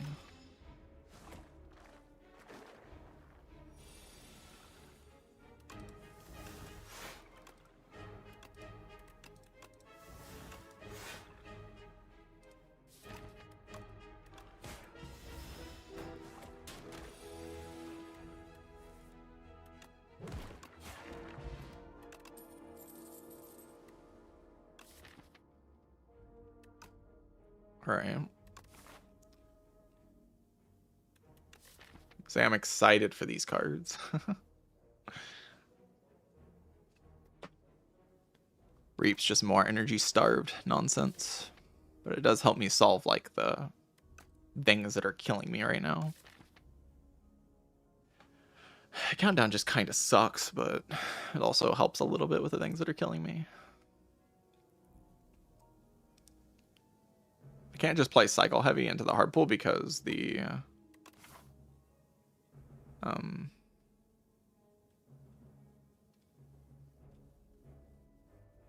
shop sometimes it's just a remove.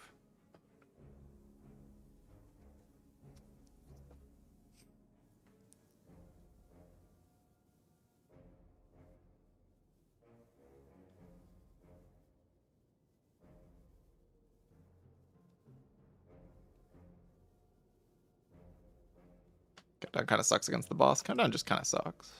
I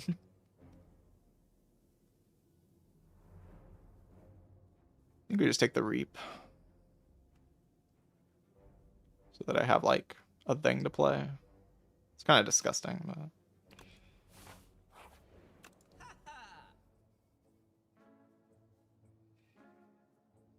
the bomb.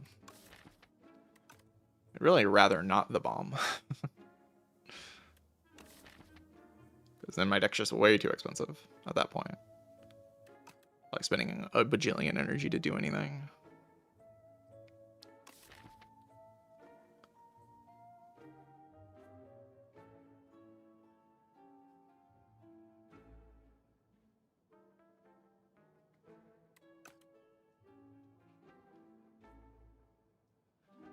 Is Capture Spirit just always good?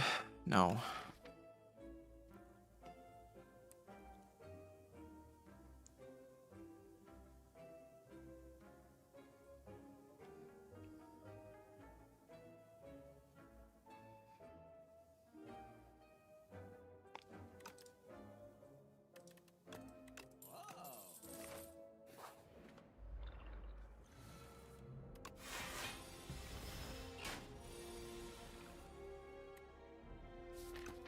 Play this. I mean, it blocks full. I can Reap next turn, so it's not even like a terrible turn next turn. Or I can do this. It's also good. Reap next turn. I took 0 in the easy pools. That is the easy pools, though. You know, it's kind of in the name. Those fights are easier than the hard pull, which is about to deal like a quadrillion, trillion, billion damage to my face.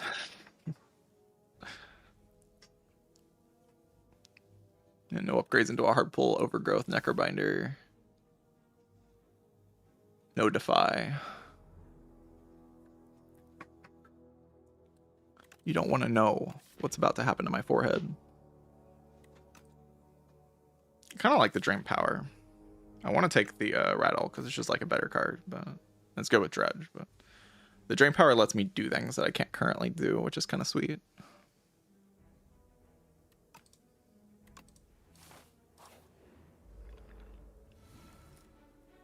Certainly not the worst fight I could have gotten. Could just dredge that back and play it again. We'll block this turn and gain some Osty. I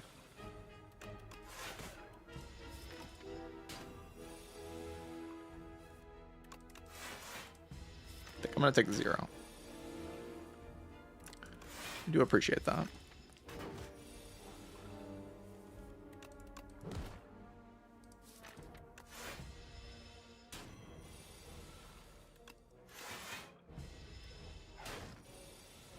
Play the Reap.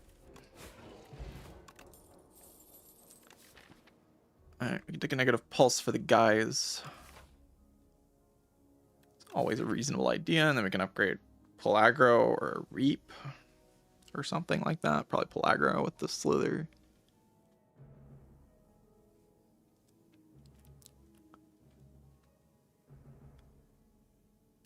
Really don't love negative pulse anymore, but I just good against the guys. The guys are kind of my biggest problem.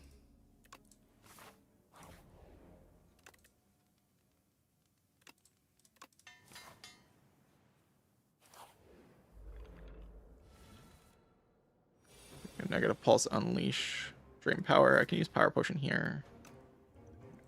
Kind of willing to do that.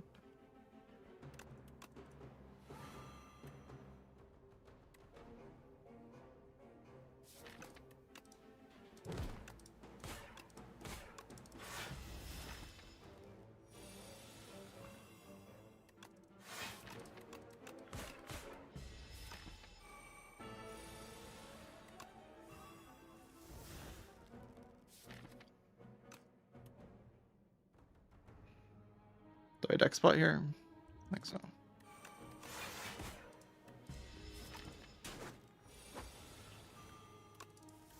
Oh, we're just gaming.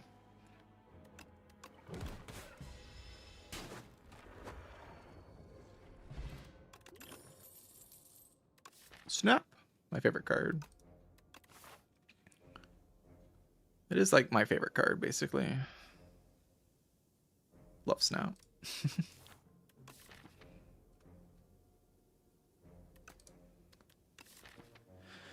Spur is alright here, though, for maintaining long fights.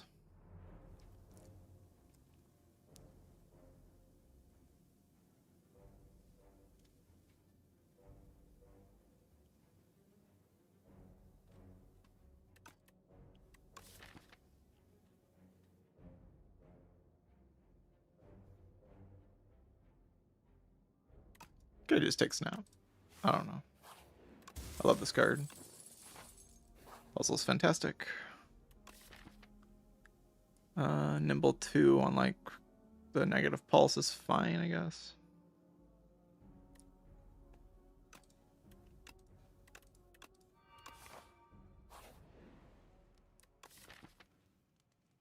Then I can upgrade Dredge here.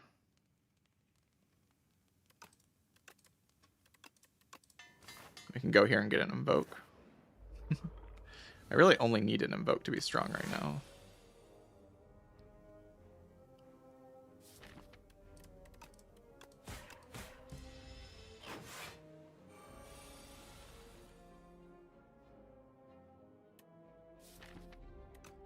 Dredge, pull aggro. Unleash. Yeah, just pull aggro next turn, or Dredge pull aggro next turn, right?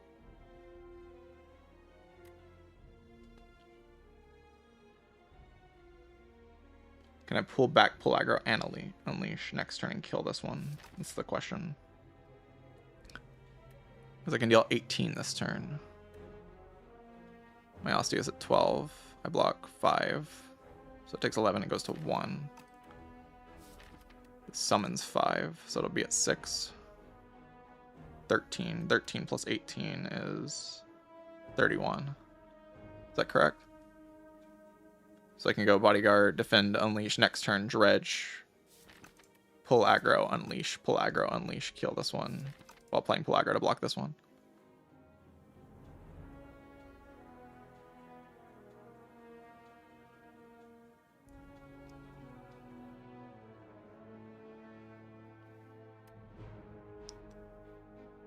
This works, correct? 1, 2, 3, 18 damage this turn. So it has 13 HP left. Next turn, I summon 5. I lose. I'm blocking 5. That's 12. So I take 11 to the Ostia. It's at 2 next turn. So it's at 7 overall. 7 plus the initial 7. Or the initial 6 from this is 13. Okay.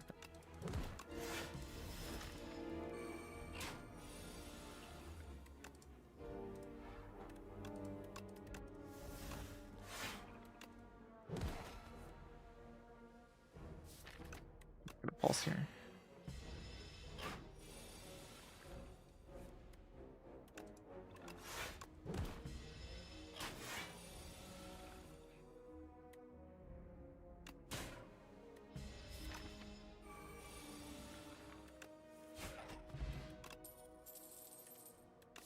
End of days. Sure. It's good against the guys.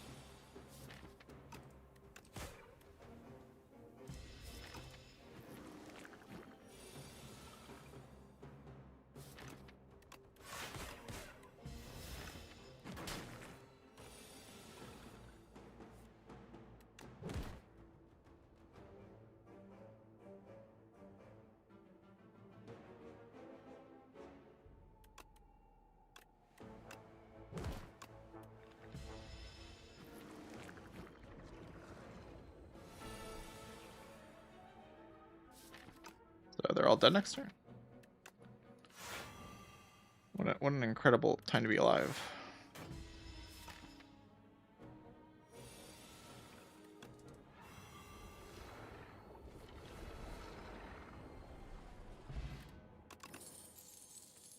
Bone Flute's good.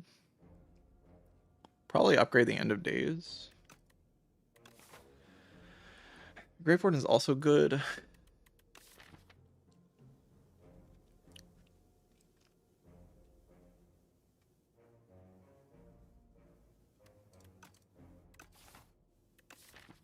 Kind of like the Grave Warden. It's not very good against the guy, but guess we're taking a spoils mount. It's the right timing. Right at the end of the act when the fight's basically already solved.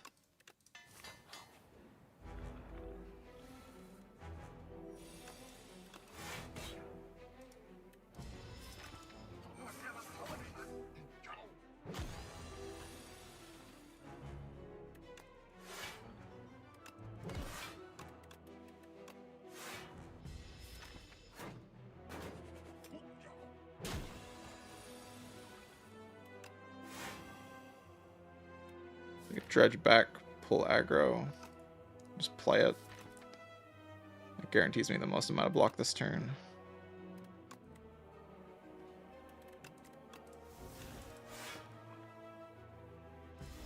I could have shuffled out a bunch of bad cards there, I guess.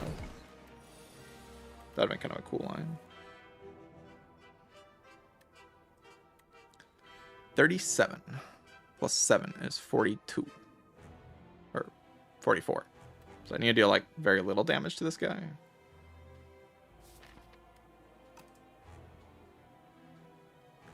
This guy I have to deal. I mean, I have to get them to 44.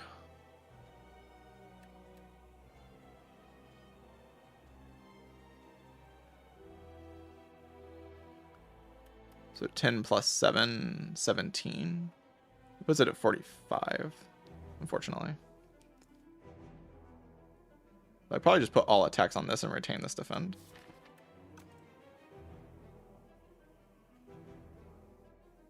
It doesn't really make sense. You just play snap on this. Defend and like play this.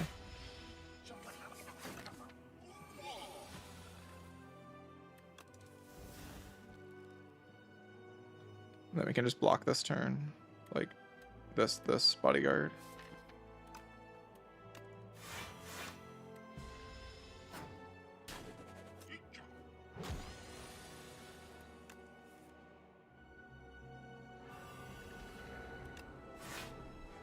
Sucky.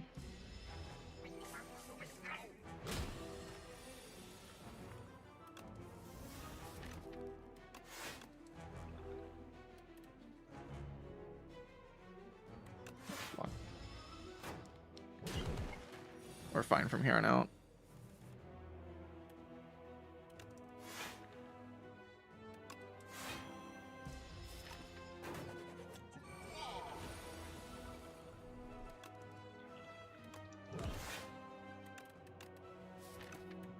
Dream power this. It seems extraordinarily good. Okay, that's like literally the worst two cards it could have. It's still pretty good.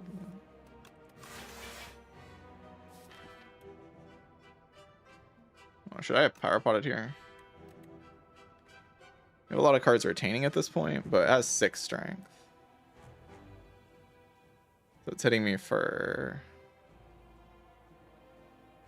12 times. It starts at 3. It's hitting me for 9 times 3 next turn. Which, like, can kill me.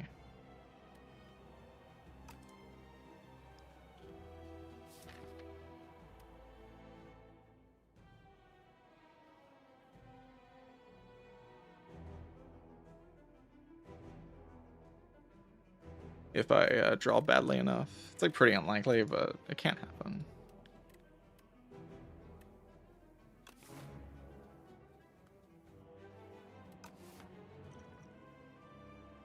So use it. Now I basically never die.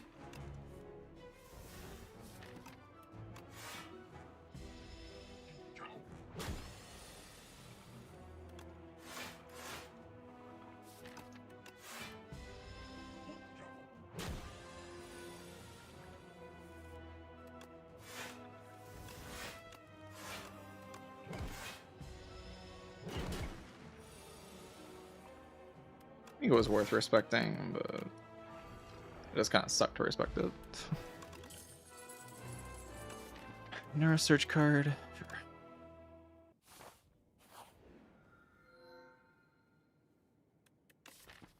Imbued End of Days. It's a fun one. We are forced into an elite before we reach the guy, and then we're forced into another elite. If we want to go to the shop. It's a lot of pressure.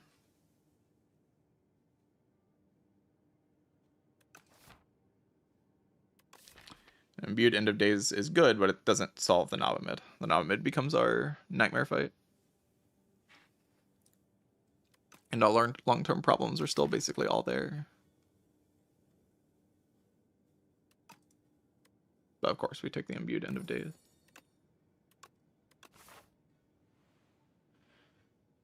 It's going to be the best thing on the screen, I think.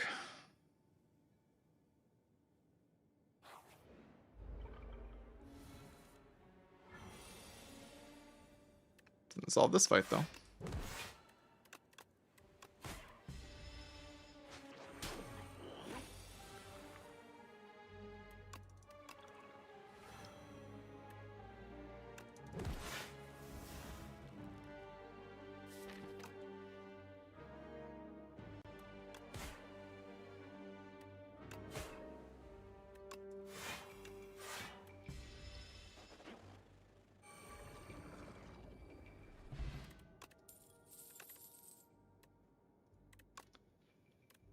Yeah, we're in a tremendous amount of danger against Navamid.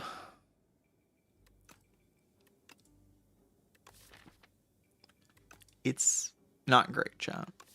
Our Navamid matchup is not very good. We're like okay at everything else, but the Navamid matchup forced elite, by the way. There's no escape.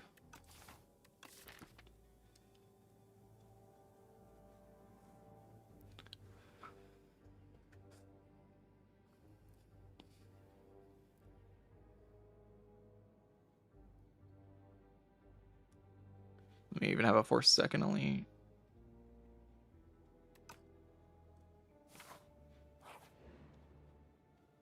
Okay, getting rid of our last strike for an ultimate strike is pretty good.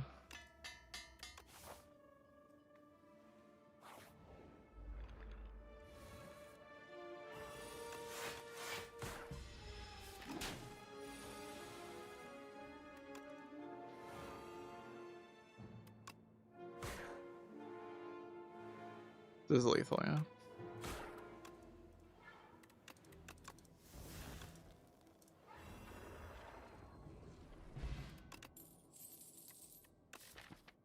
Crowd kind of alright with Neurosurge.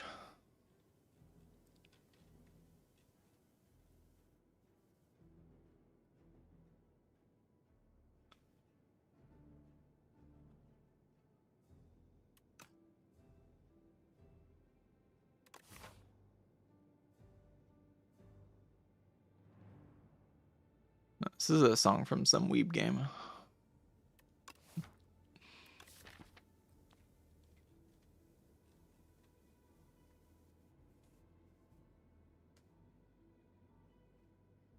Yeah. We kind of just have to dodge the Navamid. I don't really see a way out of the Navamid fight, like looking at this. Shroud does help. Weak Pot also does help. So, Defy. Dance.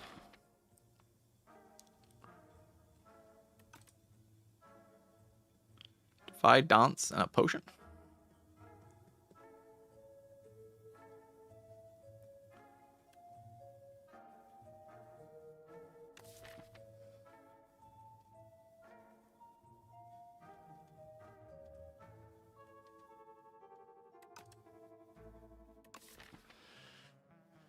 Dance is definitely good. I'll go Block Potion here.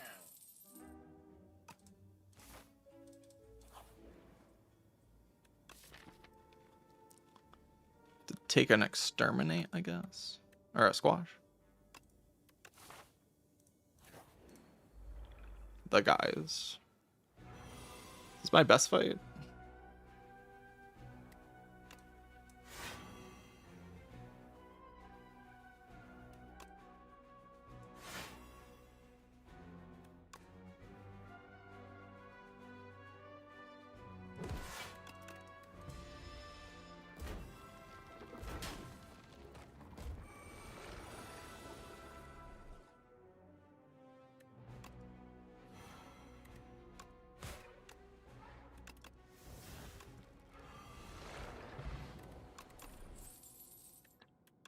Dirge plus Invoke. Oh my god, Invoke.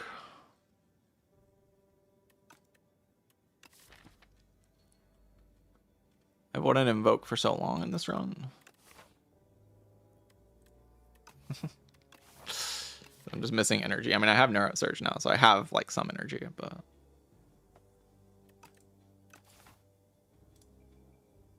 take the Whetstone. Those are good upgrades.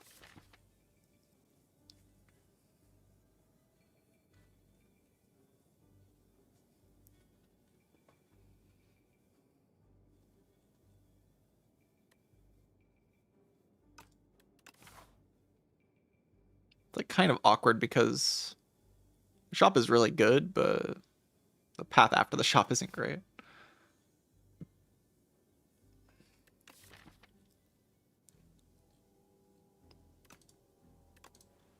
I think I want to invoke a little bit too much.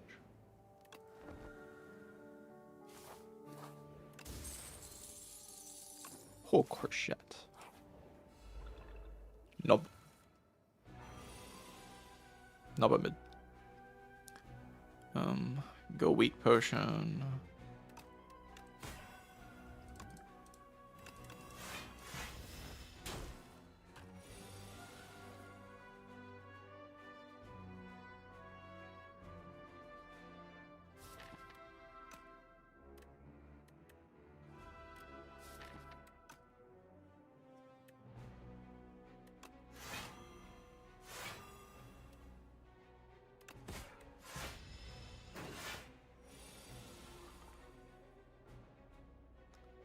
Interesting draw.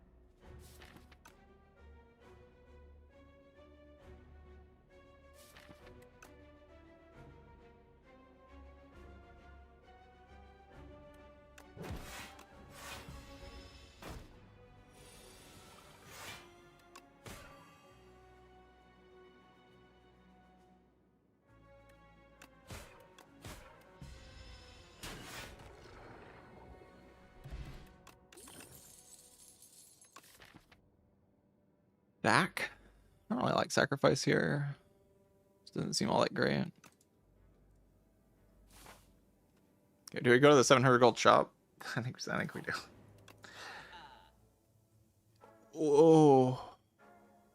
Would you want a banana in the shop? Oh, da da da Buddha.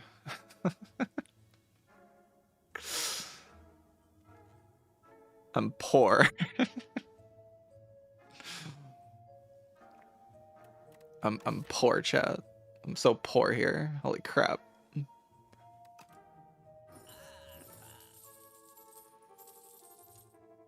Start there.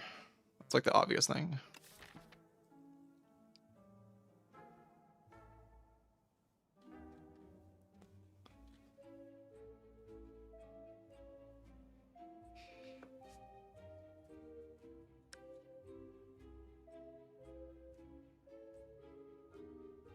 We just have to get to the deck like a little bit further along. So it's good against the Aeon Glass. Like the only issue right now is that we can maybe fall apart against Aeon Glass.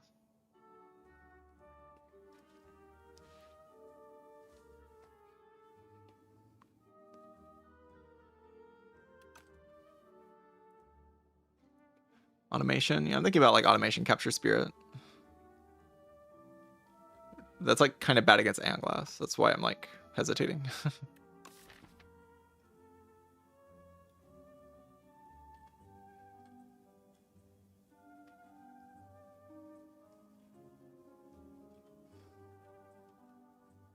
Like the obviously good thing is automation capture spirit. It's just good.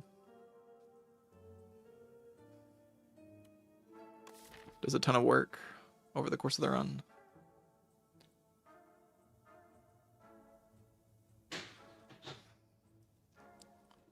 Or all the strikes, they turn into an ultimate strike.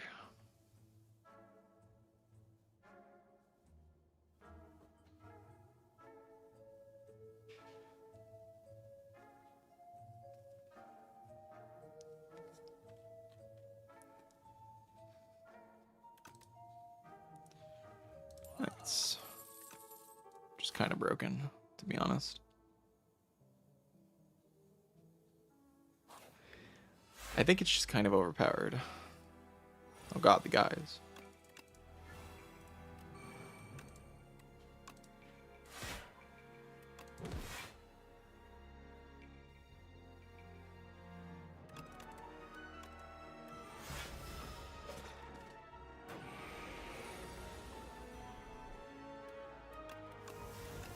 Luckily our deck counters the guys very efficiently.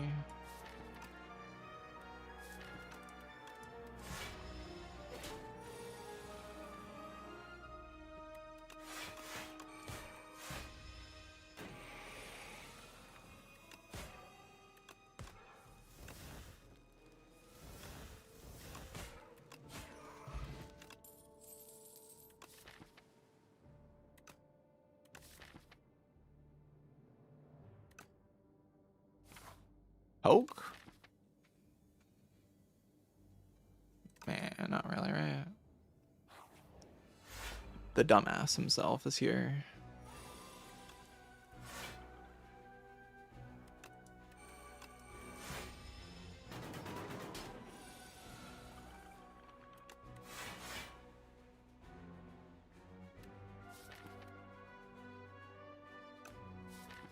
How far do we want to go here? Pretty far, right?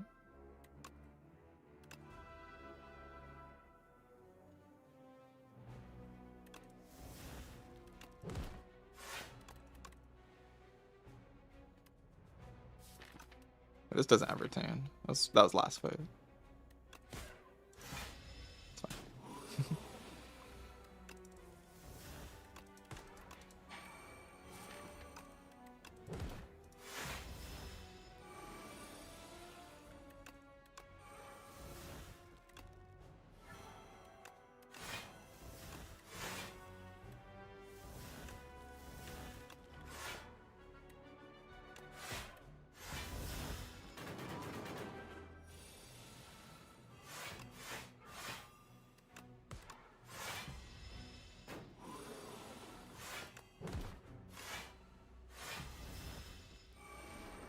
The B-Man. Garbage.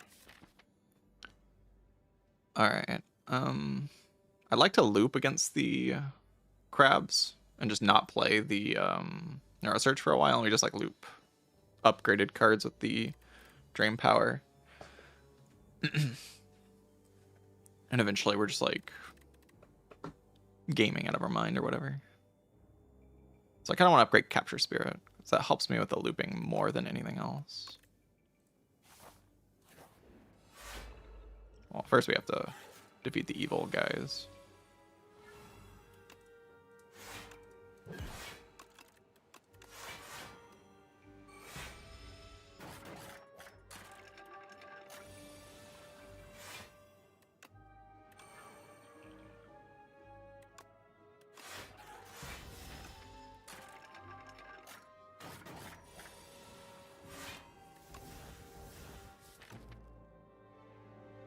We go Friendship, and the next turn we have lethal against this thing. And then the turn after we have lethal against this thing, kinda.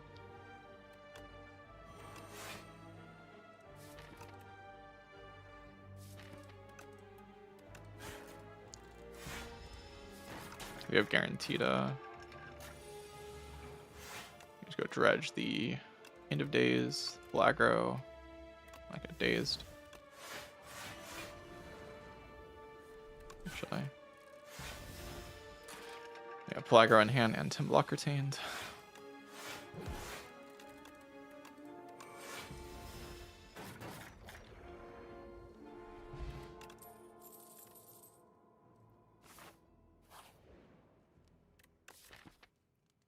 So yeah, definitely would love to upgrade here.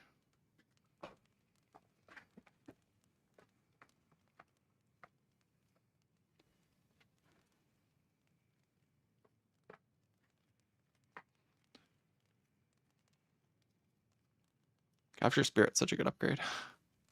Automation. Automation itself is also a really nice upgrade now. Putting it in play is kind of difficult without it.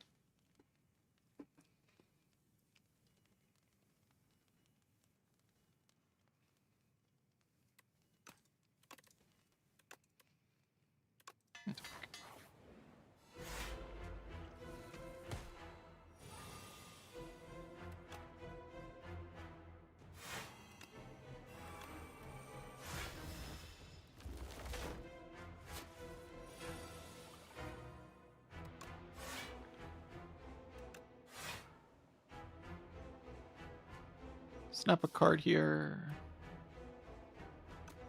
I'll just block.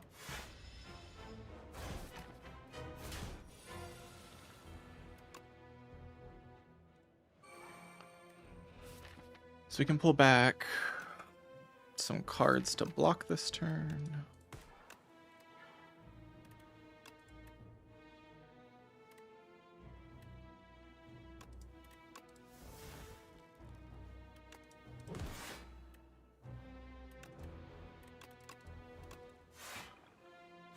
Should probably just snap the Neurosurge there.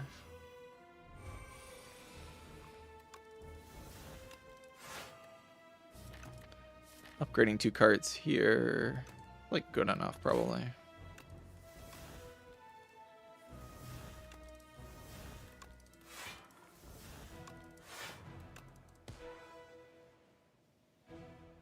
Invoke here. Do I get enough power from invoking here?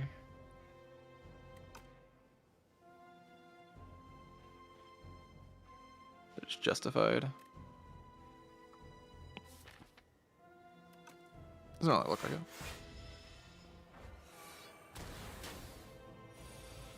Rather just block 3.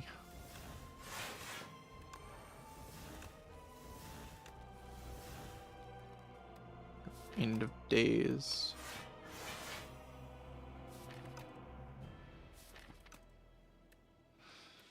Play Defy here.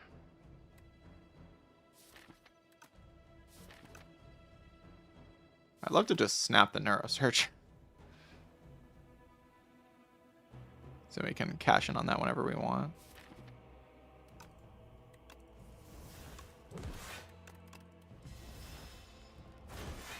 Seems better to me.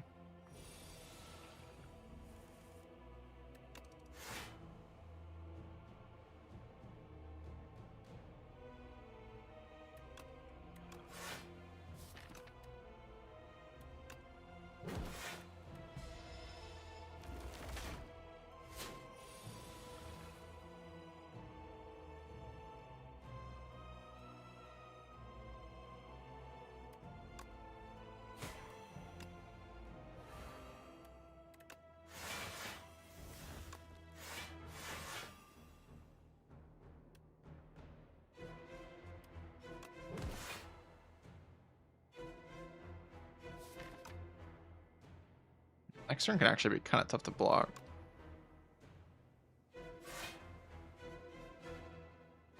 So why kill this turn, right? Just play defend.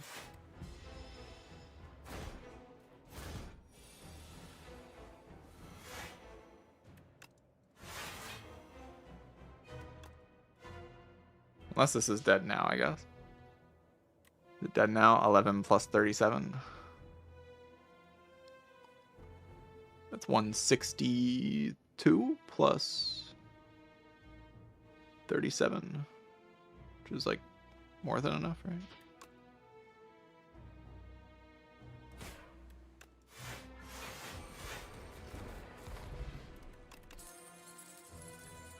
Reanimate Call of the Void on death.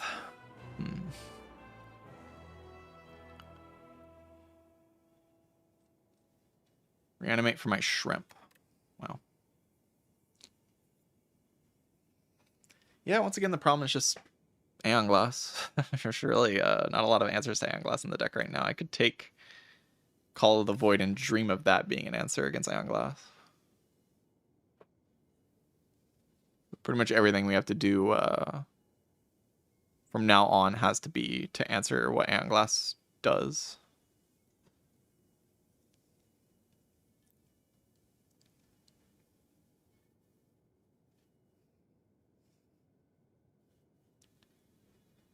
Yeah, Call of the Void is probably the most potent answer to Aeon Glass here. I mean, Undeath's also pretty good.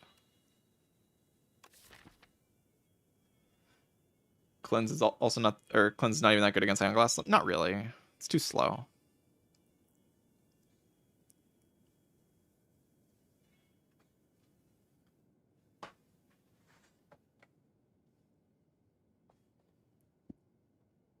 No Aeon, no problem. Yeah, that'd be ideal. We just don't see Aeon Glass, then the run's over.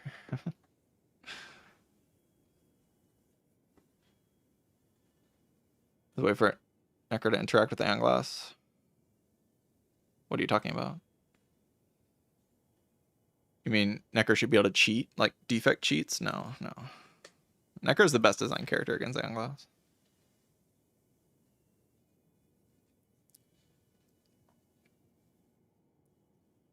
Because she can't just cheat the withers. She actually has to engage with the wither mechanic.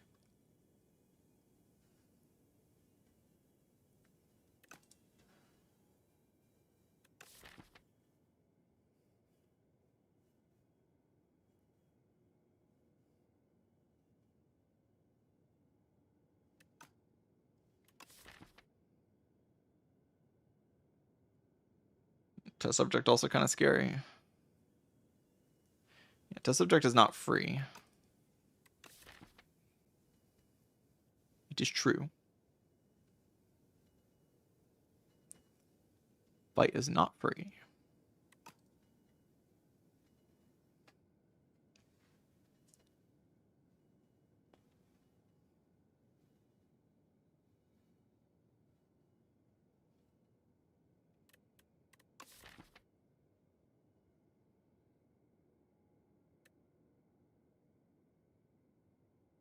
I'm not gonna pick a Death March.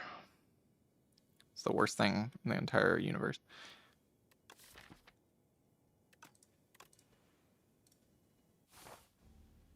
Oh, no Aeon Glass. Okay. Well, just take the cook and win.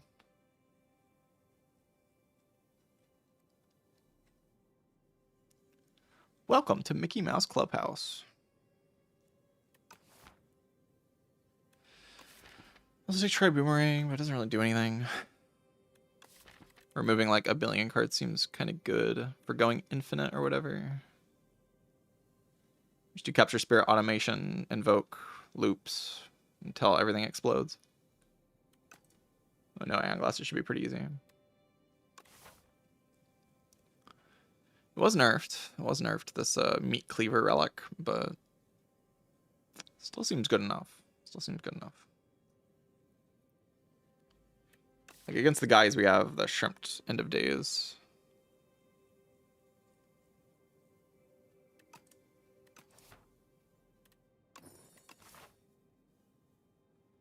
I don't really want to go to events here. That's for sure. Bye-bye.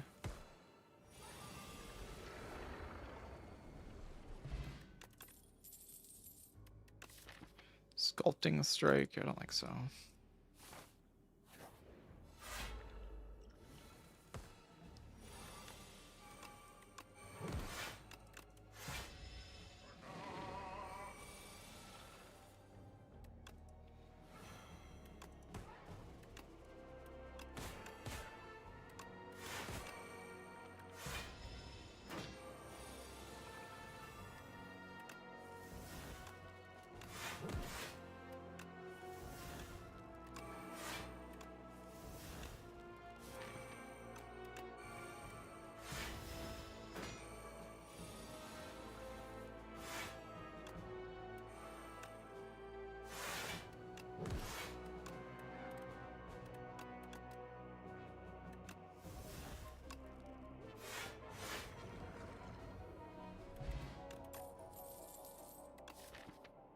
Force Plus, I'm not like super interested.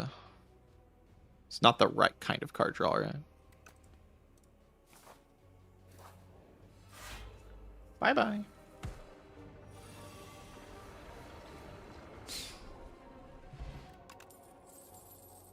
Feeble. Basically always a good card. Page Storm's kind of interesting. Probably not, though. Probably just get ahead on our moves. Like, we just want to remove a billion cards here.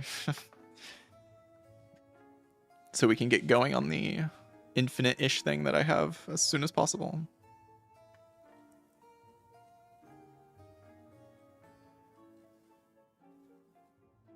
Infinite-ish. Ever another Defy? I mean, it's like okay.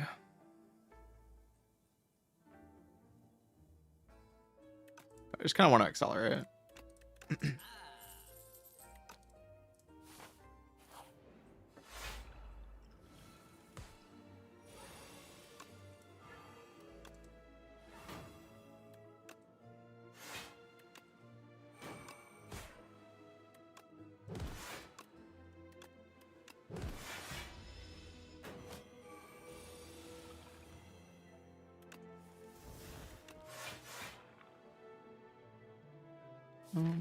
Just capture spirit. Missing this sucks.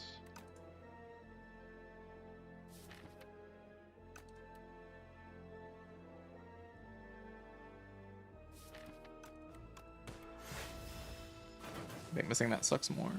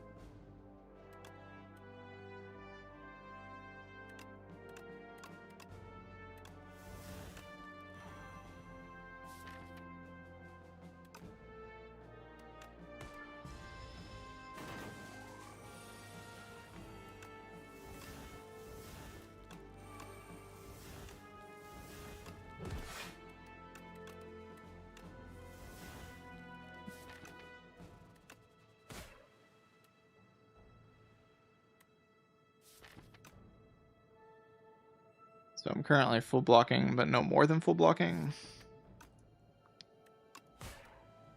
Like I just play this.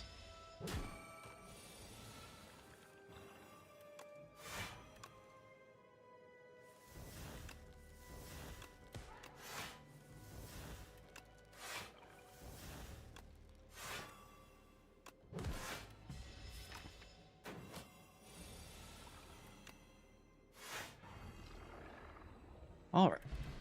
Took no damage in that fight. Sleight of Flush.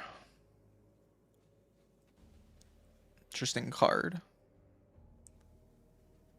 Does like a billion damage. Probably can't really refuse a billion damage just being offered to me, right? It's probably slightly ridiculous to refuse a billion damage.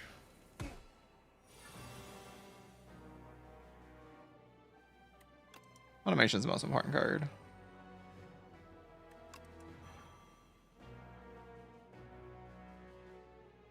Play Dance here. We're gonna just play Defy.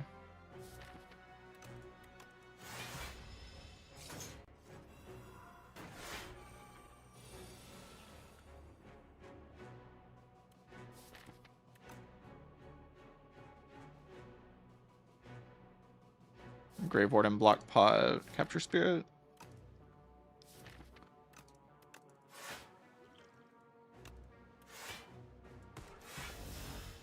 Guess I could have dredged bad cards to get rid of there.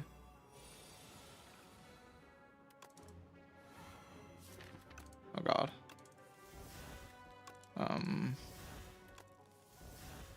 Oh god. What the fuck?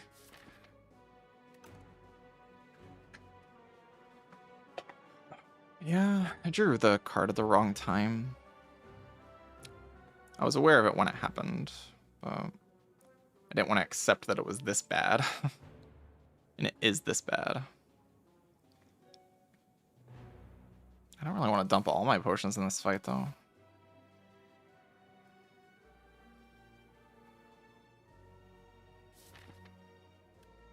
How do we survive the next few turns? We don't have Shroud in play. We don't have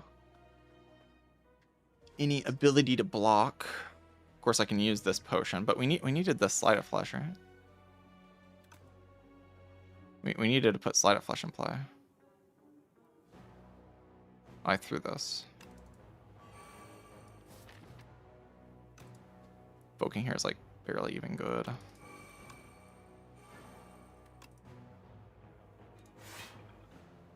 Yeah, I needed the Sleight of Flesh in play, so I could use that potion and deal a billion damage with it. I don't even get this energy.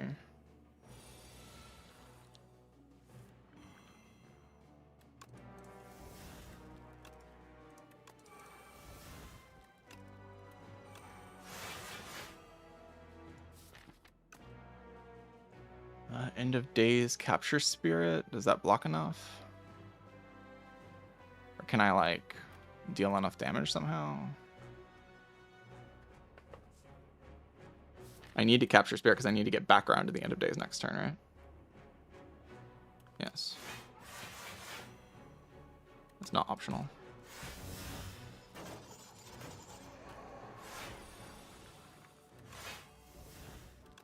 But it is guaranteed. Oh no, it's not guaranteed. We can... If I Grave Ward him first, no, that lowers the chance.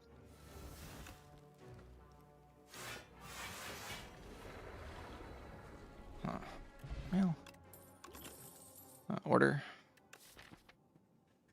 I really want a Page Storm. I need to start cooking now. Ooh, Eternal Feather, okay. That's...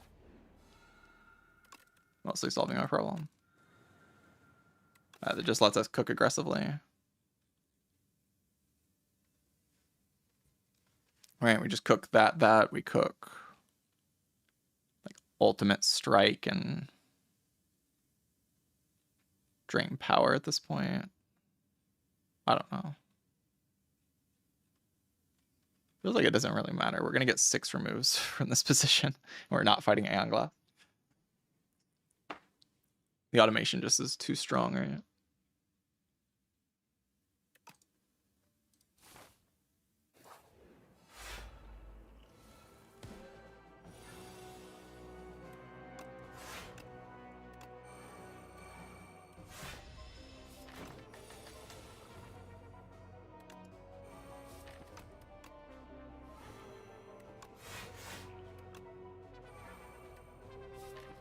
And Dredge back. Grave Ward didn't play it. I'd rather wait though. Dredge is just so strong later.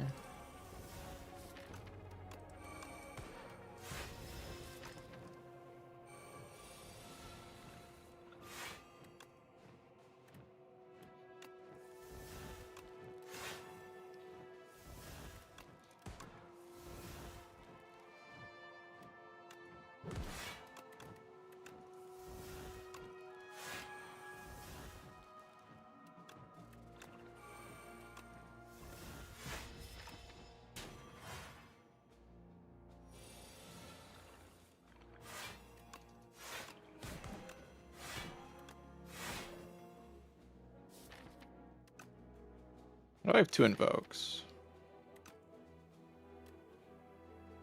Didn't really notice that happening. I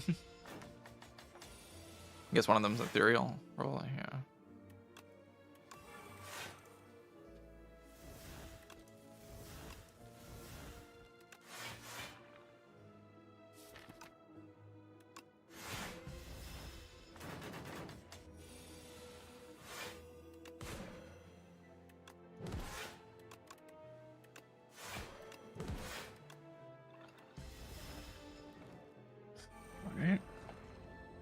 Bird's dead. Cards are bad. Should cook again, of course. Could cook Reap at this point. Reap is like really hard to play. Reap and Ultimate Strike.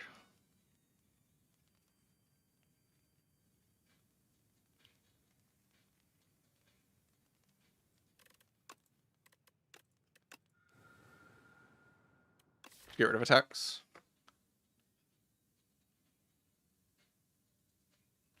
Reap does kind of pollute draw though, because we overdraw very often in this deck. Like we have Call of the Void and play, and then we like do the Souls stuff. Like it does kind of clog the hand in a bad way. It's also a brick the turn you draw it. And I just think every other card in the deck is better. It's kind of the main thing.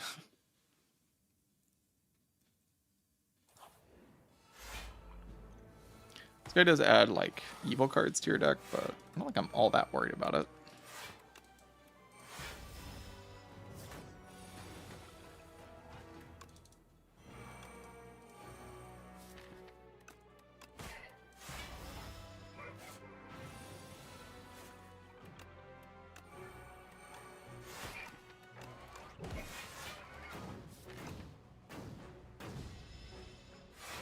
With the Sleight of Flesh. Without Sleight of Flesh, I'm super worried about it, but we have Sleight of Flesh, so there's like not much to worry about.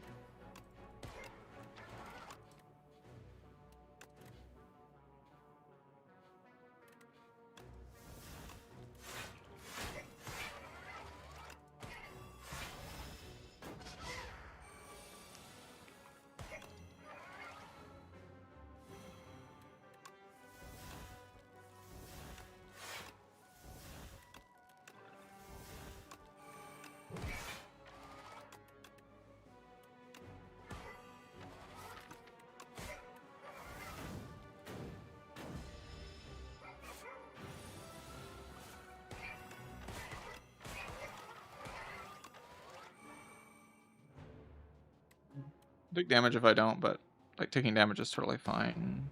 I can also just play the pull aggro. It's like kind of chill.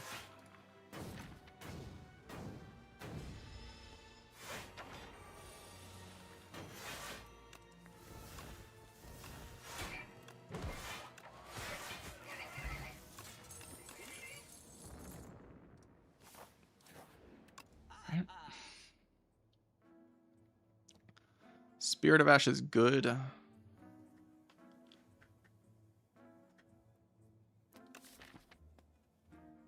Cleanse is like cute for trying to actually go infinite or infinite adjacent. I feel super necessary though.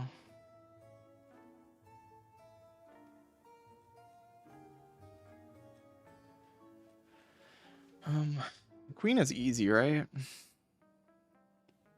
Pretty easy.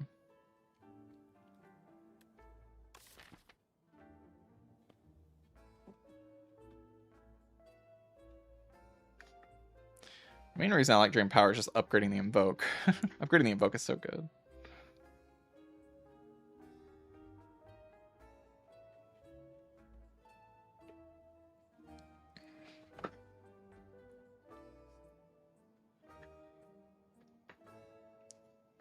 Unleash is probably too solid against the guy.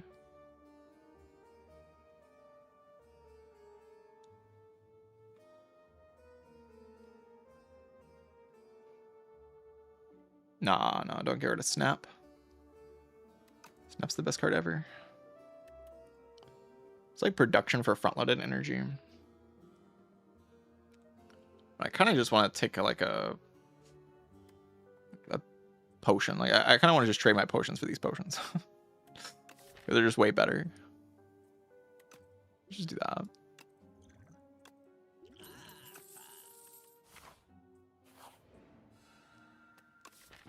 And then cook once again.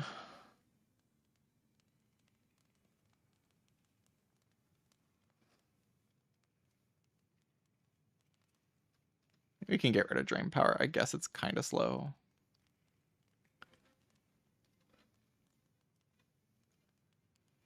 Drain Power Bodyguard.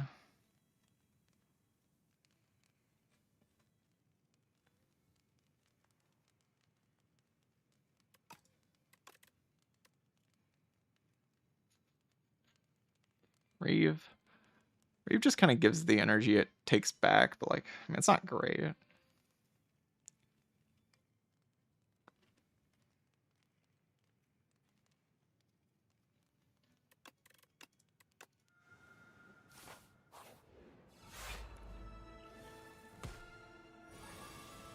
Okay, if we play this Neurosurge, then we have to be confident that we can kill in time. I'm pretty confident, though.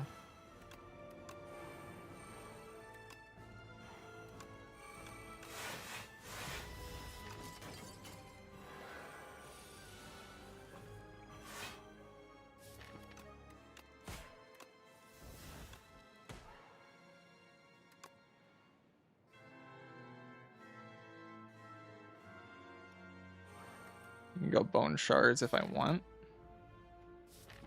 Or I can take this hit. Energy next turn's a problem.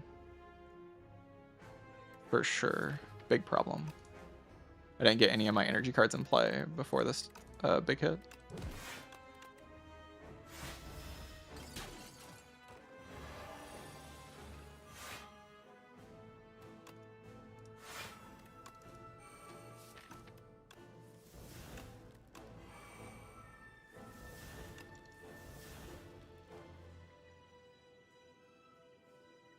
I only draw 2 more, huh?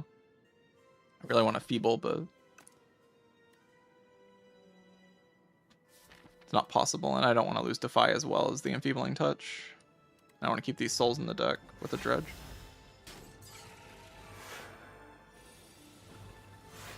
Now we have a lot of energy.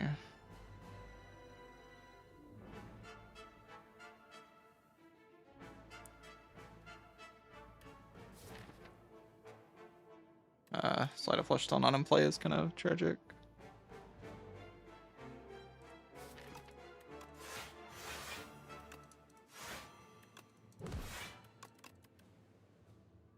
Taking more damage here is pretty wild. He has to lose Defy here.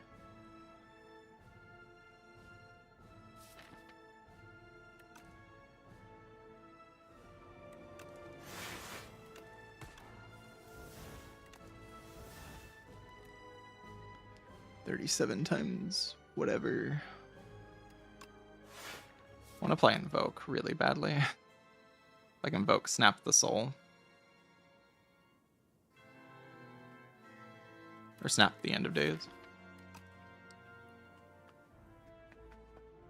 And then, how do I block next turn is the question. I mean, I have a lot of energy.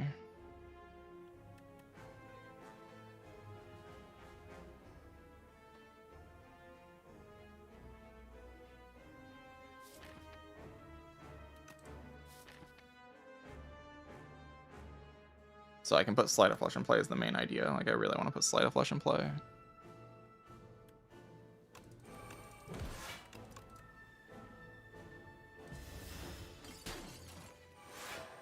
You have Dredge.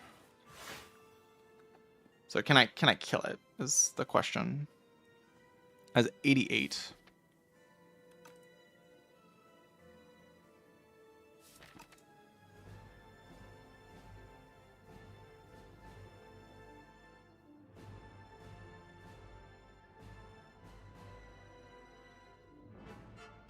We have 7 energy. Looks like I should be able to do like whatever I want, but I just can't somehow.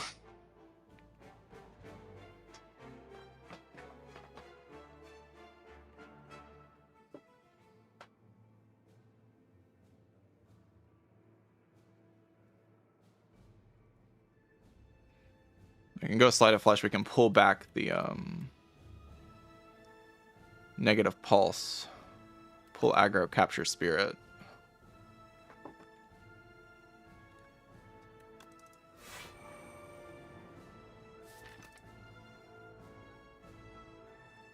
How does that block?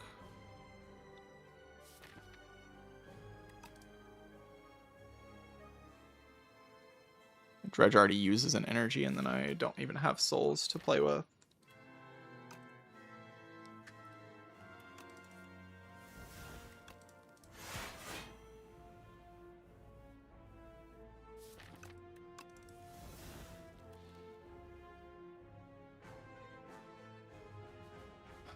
So I can block like Grave Warden, End of Days.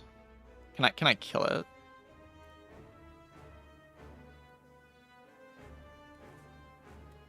37 plus 13 is 50.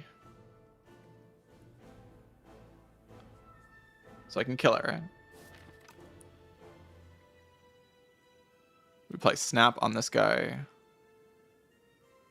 Snap the Capture Spirit and then play the End of Days, and it dies. Actually, no, we snap the Grave Warden, we kill it with End of Days, and then we play the Capture Spirit. This does kill, right? It goes to 102. Yeah, it does 50 damage. So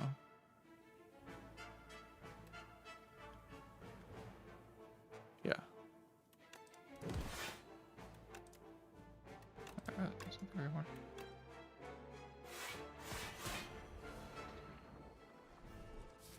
I actually drew the Invoke. So like I play Capture Spirit though.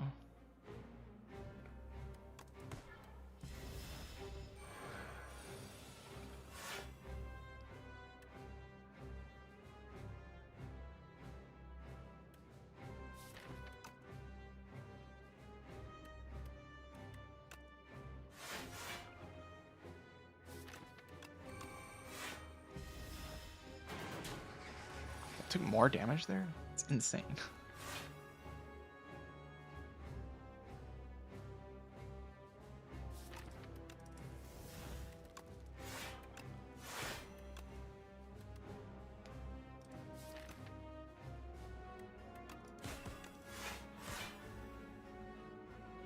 It's like cleanse a card here and play the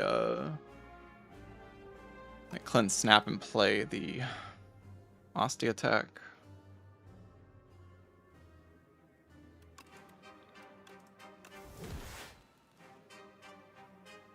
It's at 176 out of 328.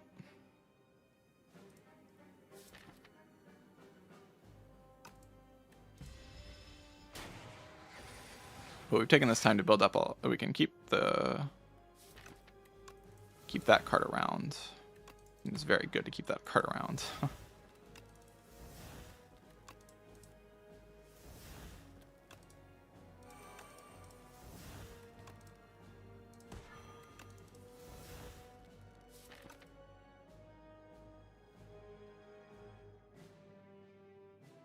So we can go Capture Spirit, Reeve, Negative Pulse.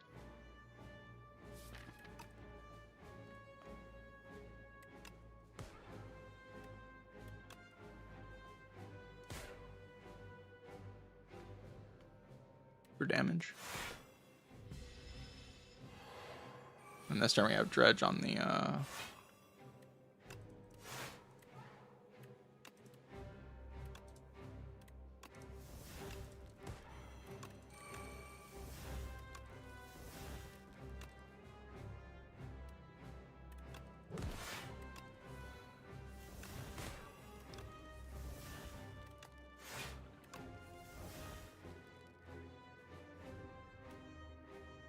has Retain on it.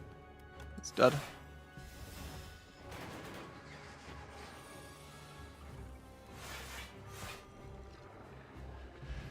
And we kept both of our potions for this next fight, but I don't know.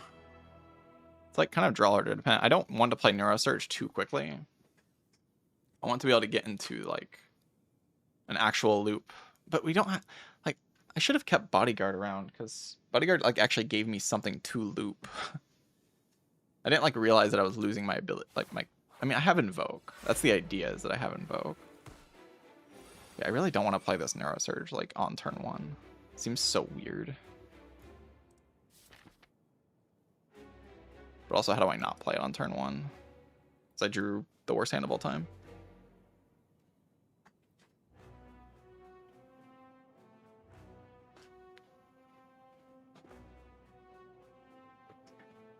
Let's just check the Orbic Potion first. Lethality, huh? High 5 as well.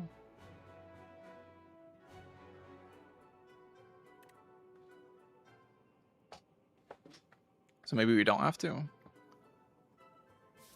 use the thing yet.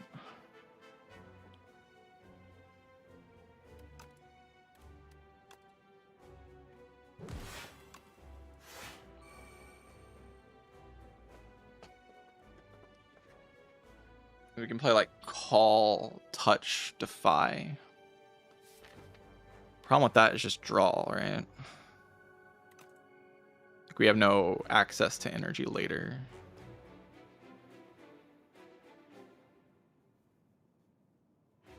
And it already has 6 strength. But it does a small hit next turn and we try to kill it the turn after, but like we have to actually be able to set up that kill.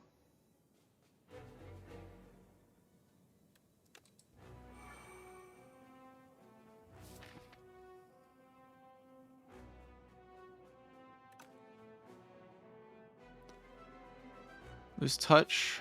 I don't love losing touch, but I think you're right. Just do it like this.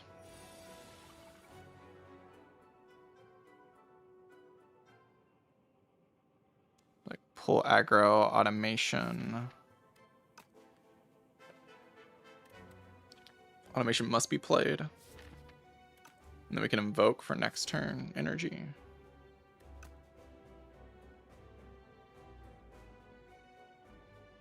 Or we can play the big chunky unleash. Then we don't have any bonus energy next turn, so we have to like kill it with what's... I mean, we have Dredge for Neurosurge, which always kills it.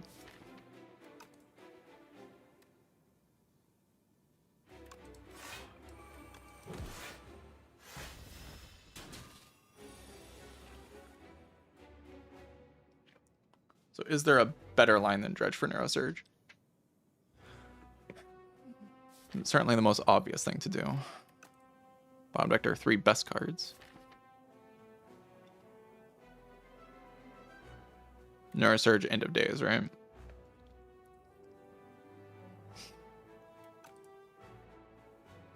And then we try to get the Friendship in play this turn. That'd be great.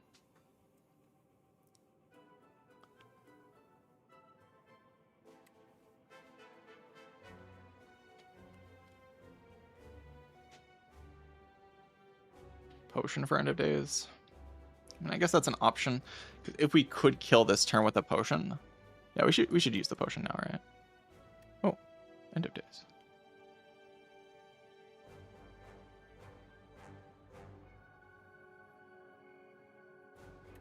Sure, that lets us keep the Dredge, which is pretty good.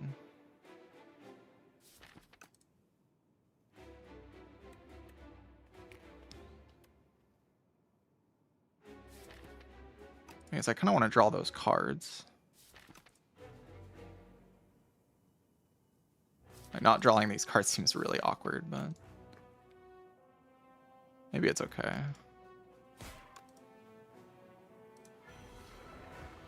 Sleight of Flesh can be played. Getting that in play is the most important thing.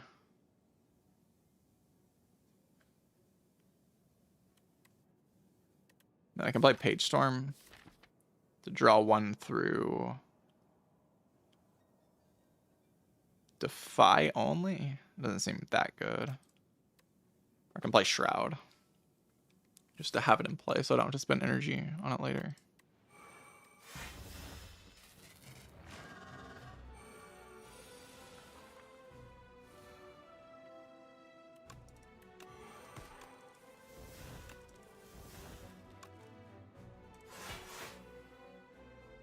So to go Neurosurge now. This bought us basically like a ton of turns by doing the Neurosurge later.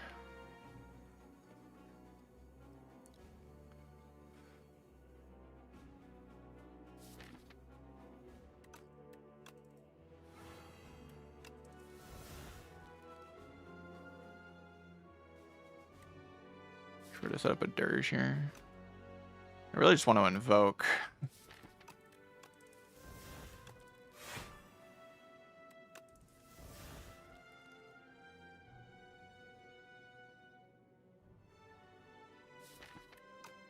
Snap the Reeve, then Dirge. Or snap the Squash and then Dirge.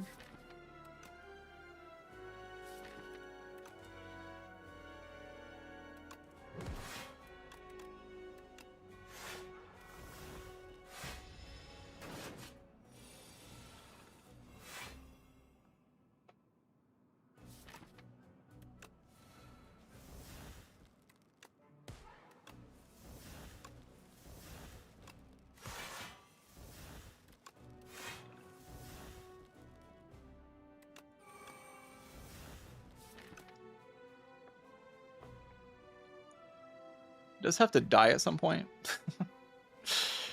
That's true.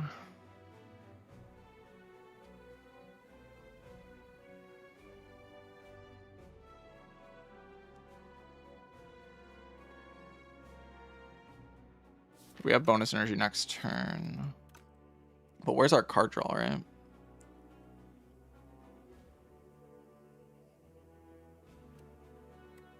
Could just play high five.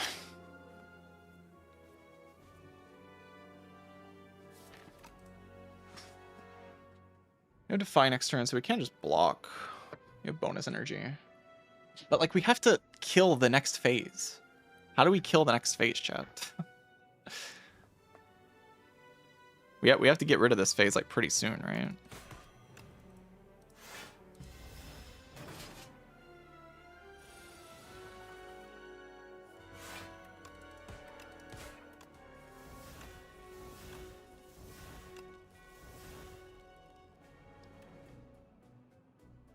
So we can't build up Asti.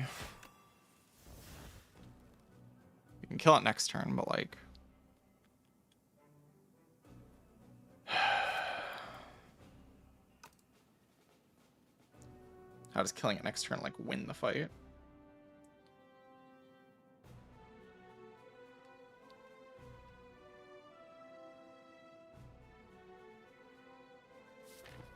I just... It's the freaking Invoke minus. Like, that's the whole problem here. I'm just like one energy. Like, I need the extra energy to be able to replay the Invoke.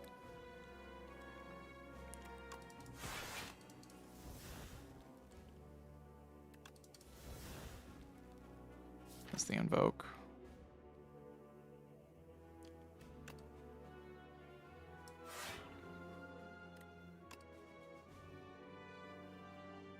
I have End of Days next turn. Yeah.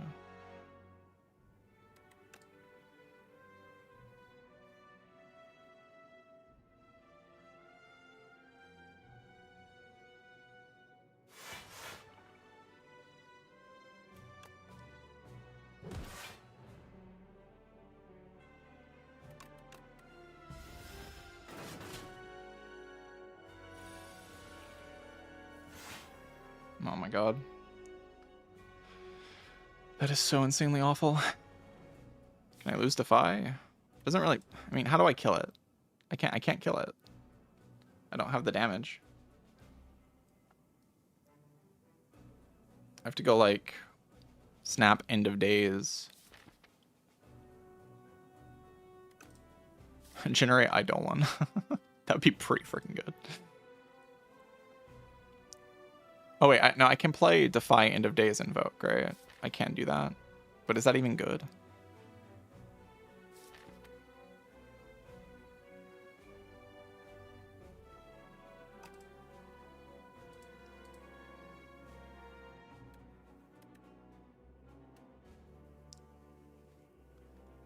I don't really know how to kill the next phase. I don't really got any ideas. If any of you got any ideas, like, please let me know, because I don't really got any ideas.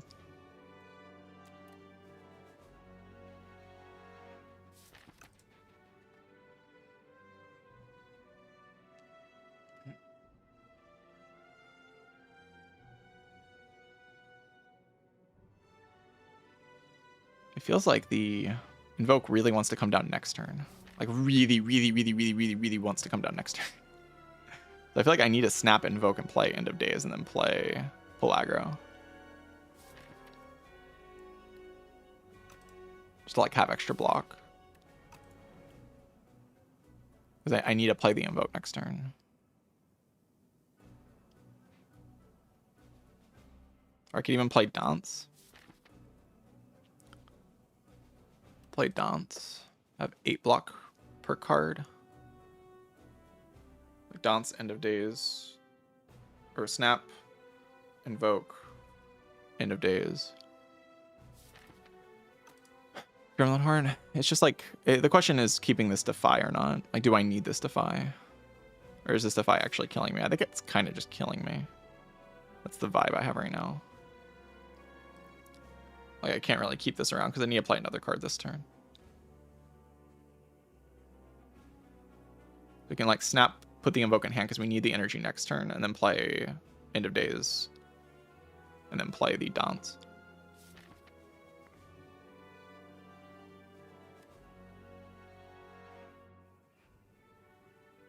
Because I can't be slow here. I can't deal with burns, right? Like, burns just destroy me.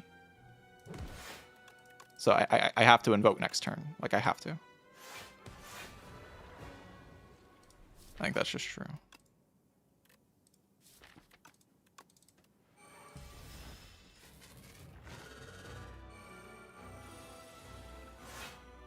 Okay, Lethality is really good.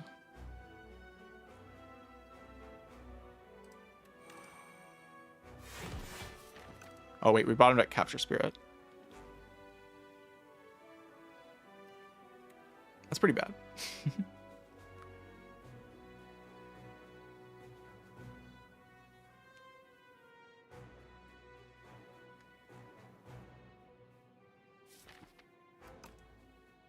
But it's not the end of the world.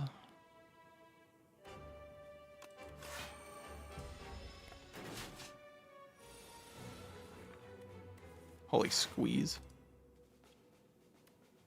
120 damage, huh? That's pretty good.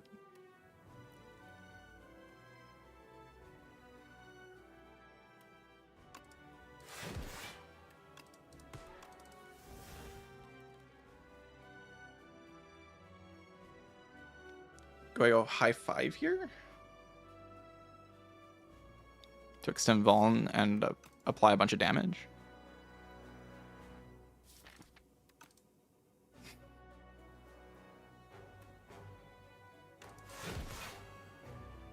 It also blocks okay.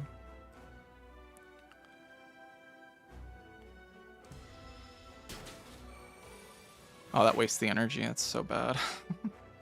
So many just like awkward like interactions here. Can I set up a guaranteed lethal next turn?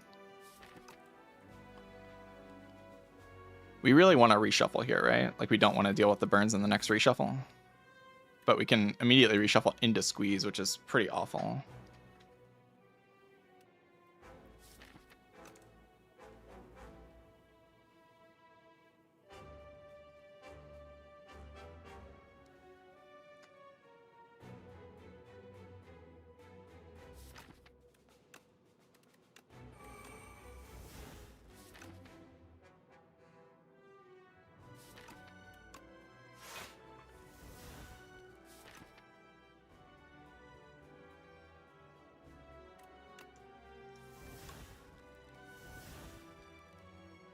Go Capture Spirit.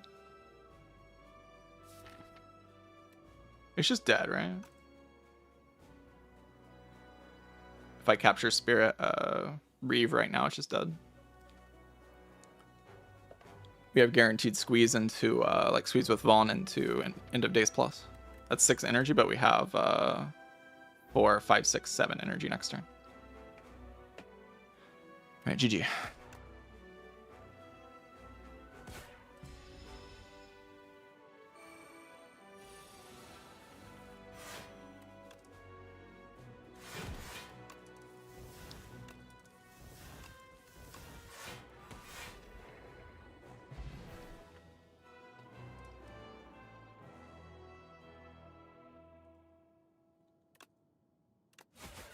Thank you, Squeeze, for like showing up randomly. Appreciate that.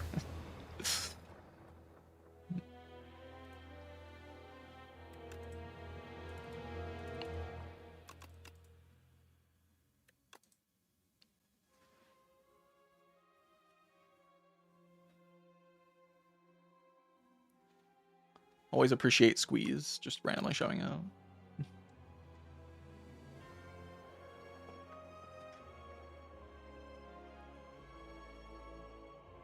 All right. Good stuff.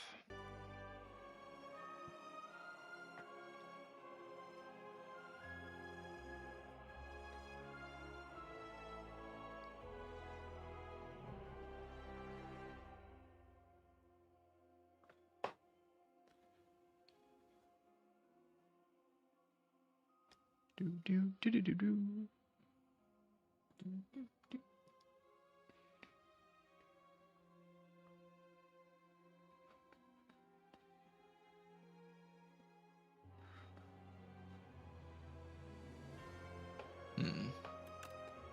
I was gonna play 3 runs today. Pretty tired though after this. I think this run's like all that difficult. Didn't even see Aeon Glass. Obviously Aeon Glass is just like not killable with the deck as it was. And it's not like these boss will actually bail me out of bad Aeon Glass, so.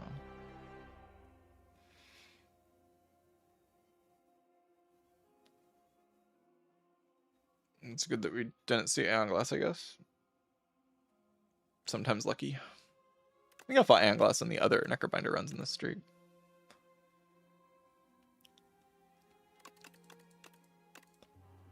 Yeah. Not too much Mickey Mouse. Walls kill Aeon? Yeah. Uh-huh.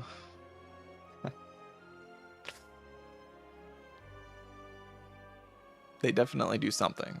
The malls. And malls with friendship is so funny. Character do I enjoy the most in this patch? It's probably just Necrobinder again.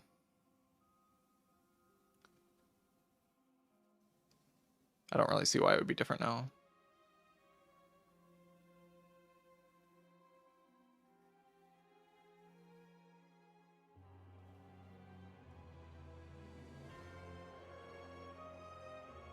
There is a mid that never goes out. Yeah.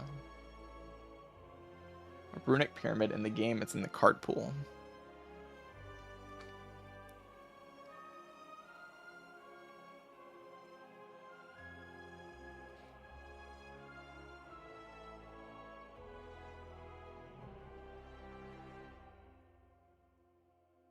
The love-hate relationship with Necro, yeah. Necro's just the best balanced character in the game by quite a lot.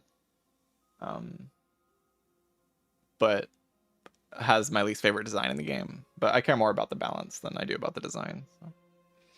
The other characters are just like horrendously balanced, so Necro's my favorite.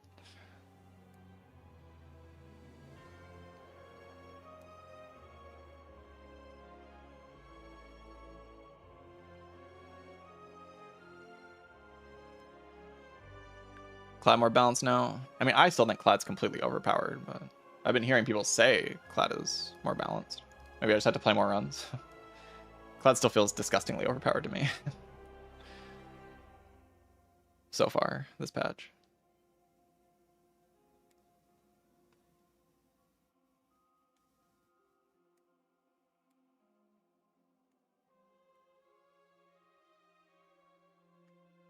I could be wrong.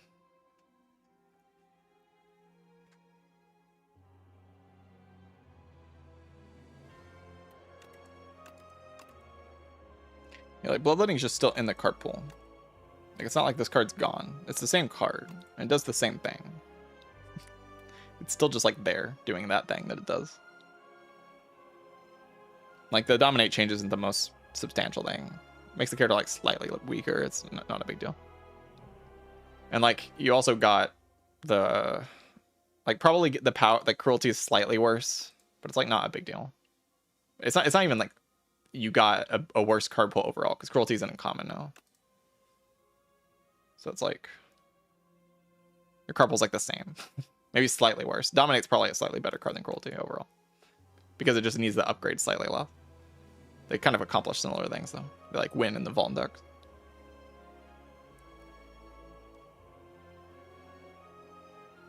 But other than that, like the card pool is pretty similar. And like nothing else really changed, so. Yeah, common's definitely worse than Bloodletting common, but it's still good, right? I'm just playing the character the exact same, like very aggressive, picking the big powers, and then I just win every time. The exact same way every time, just broken.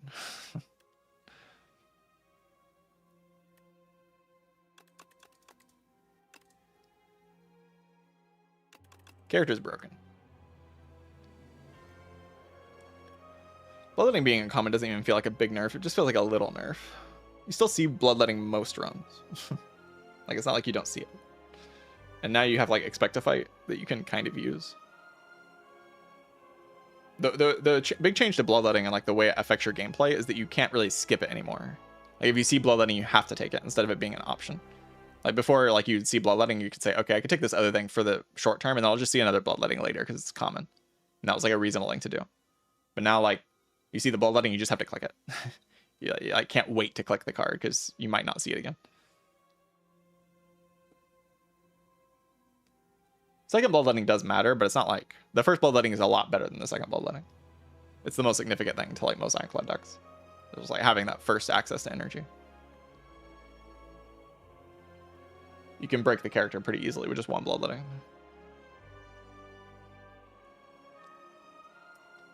It's not too tough.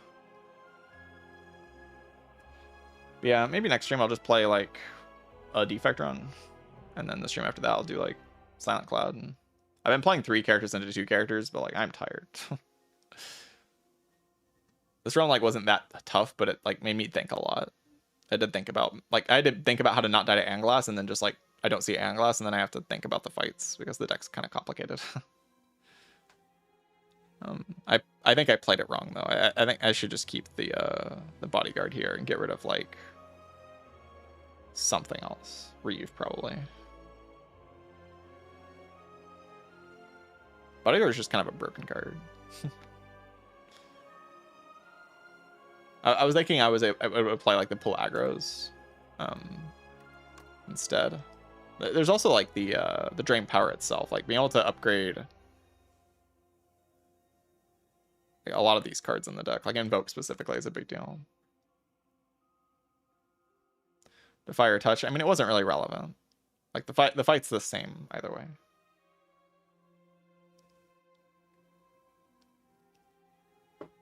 Like they both do the thing that they do, which is like block the enemy completely.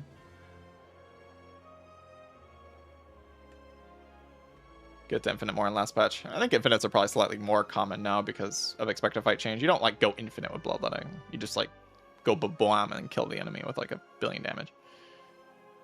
For like actually going infinite with pommel strikes or whatever, like it's probably more of a thing now because you just have expected fight. Which is like the most obvious infinite enabler of all time. Well, not actually the most obvious of all time. The most obvious of all time will always be the old forgotten ritual. That's always going to be the most obvious infinite enabler of all time. The old production, you know, those cards. Nothing will ever beat those cards, I don't think.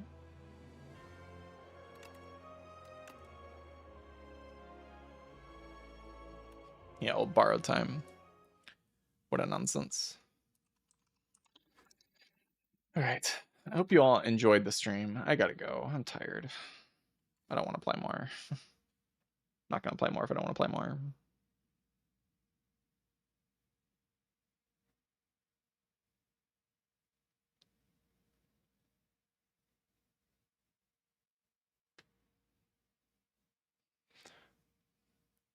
When I play more seriously, I get less runs that I can post to the YouTube channel. It's kind of a concerning. I'll find something. I'll find something to post. Like these runs aren't funny enough. Where's the funny? There's no funny. They're just broken decks. Gotta farm funny runs. Yeah, see you, Ramus. See you, Camden. Also, yeah, follow the stream if you haven't already. Very much appreciate all the support. Subscribe to the YouTube channel. I post every day and I stream every day. Well, almost every day. Pretty much every day. I didn't stream yesterday, but I made a explained run instead, so there's always content.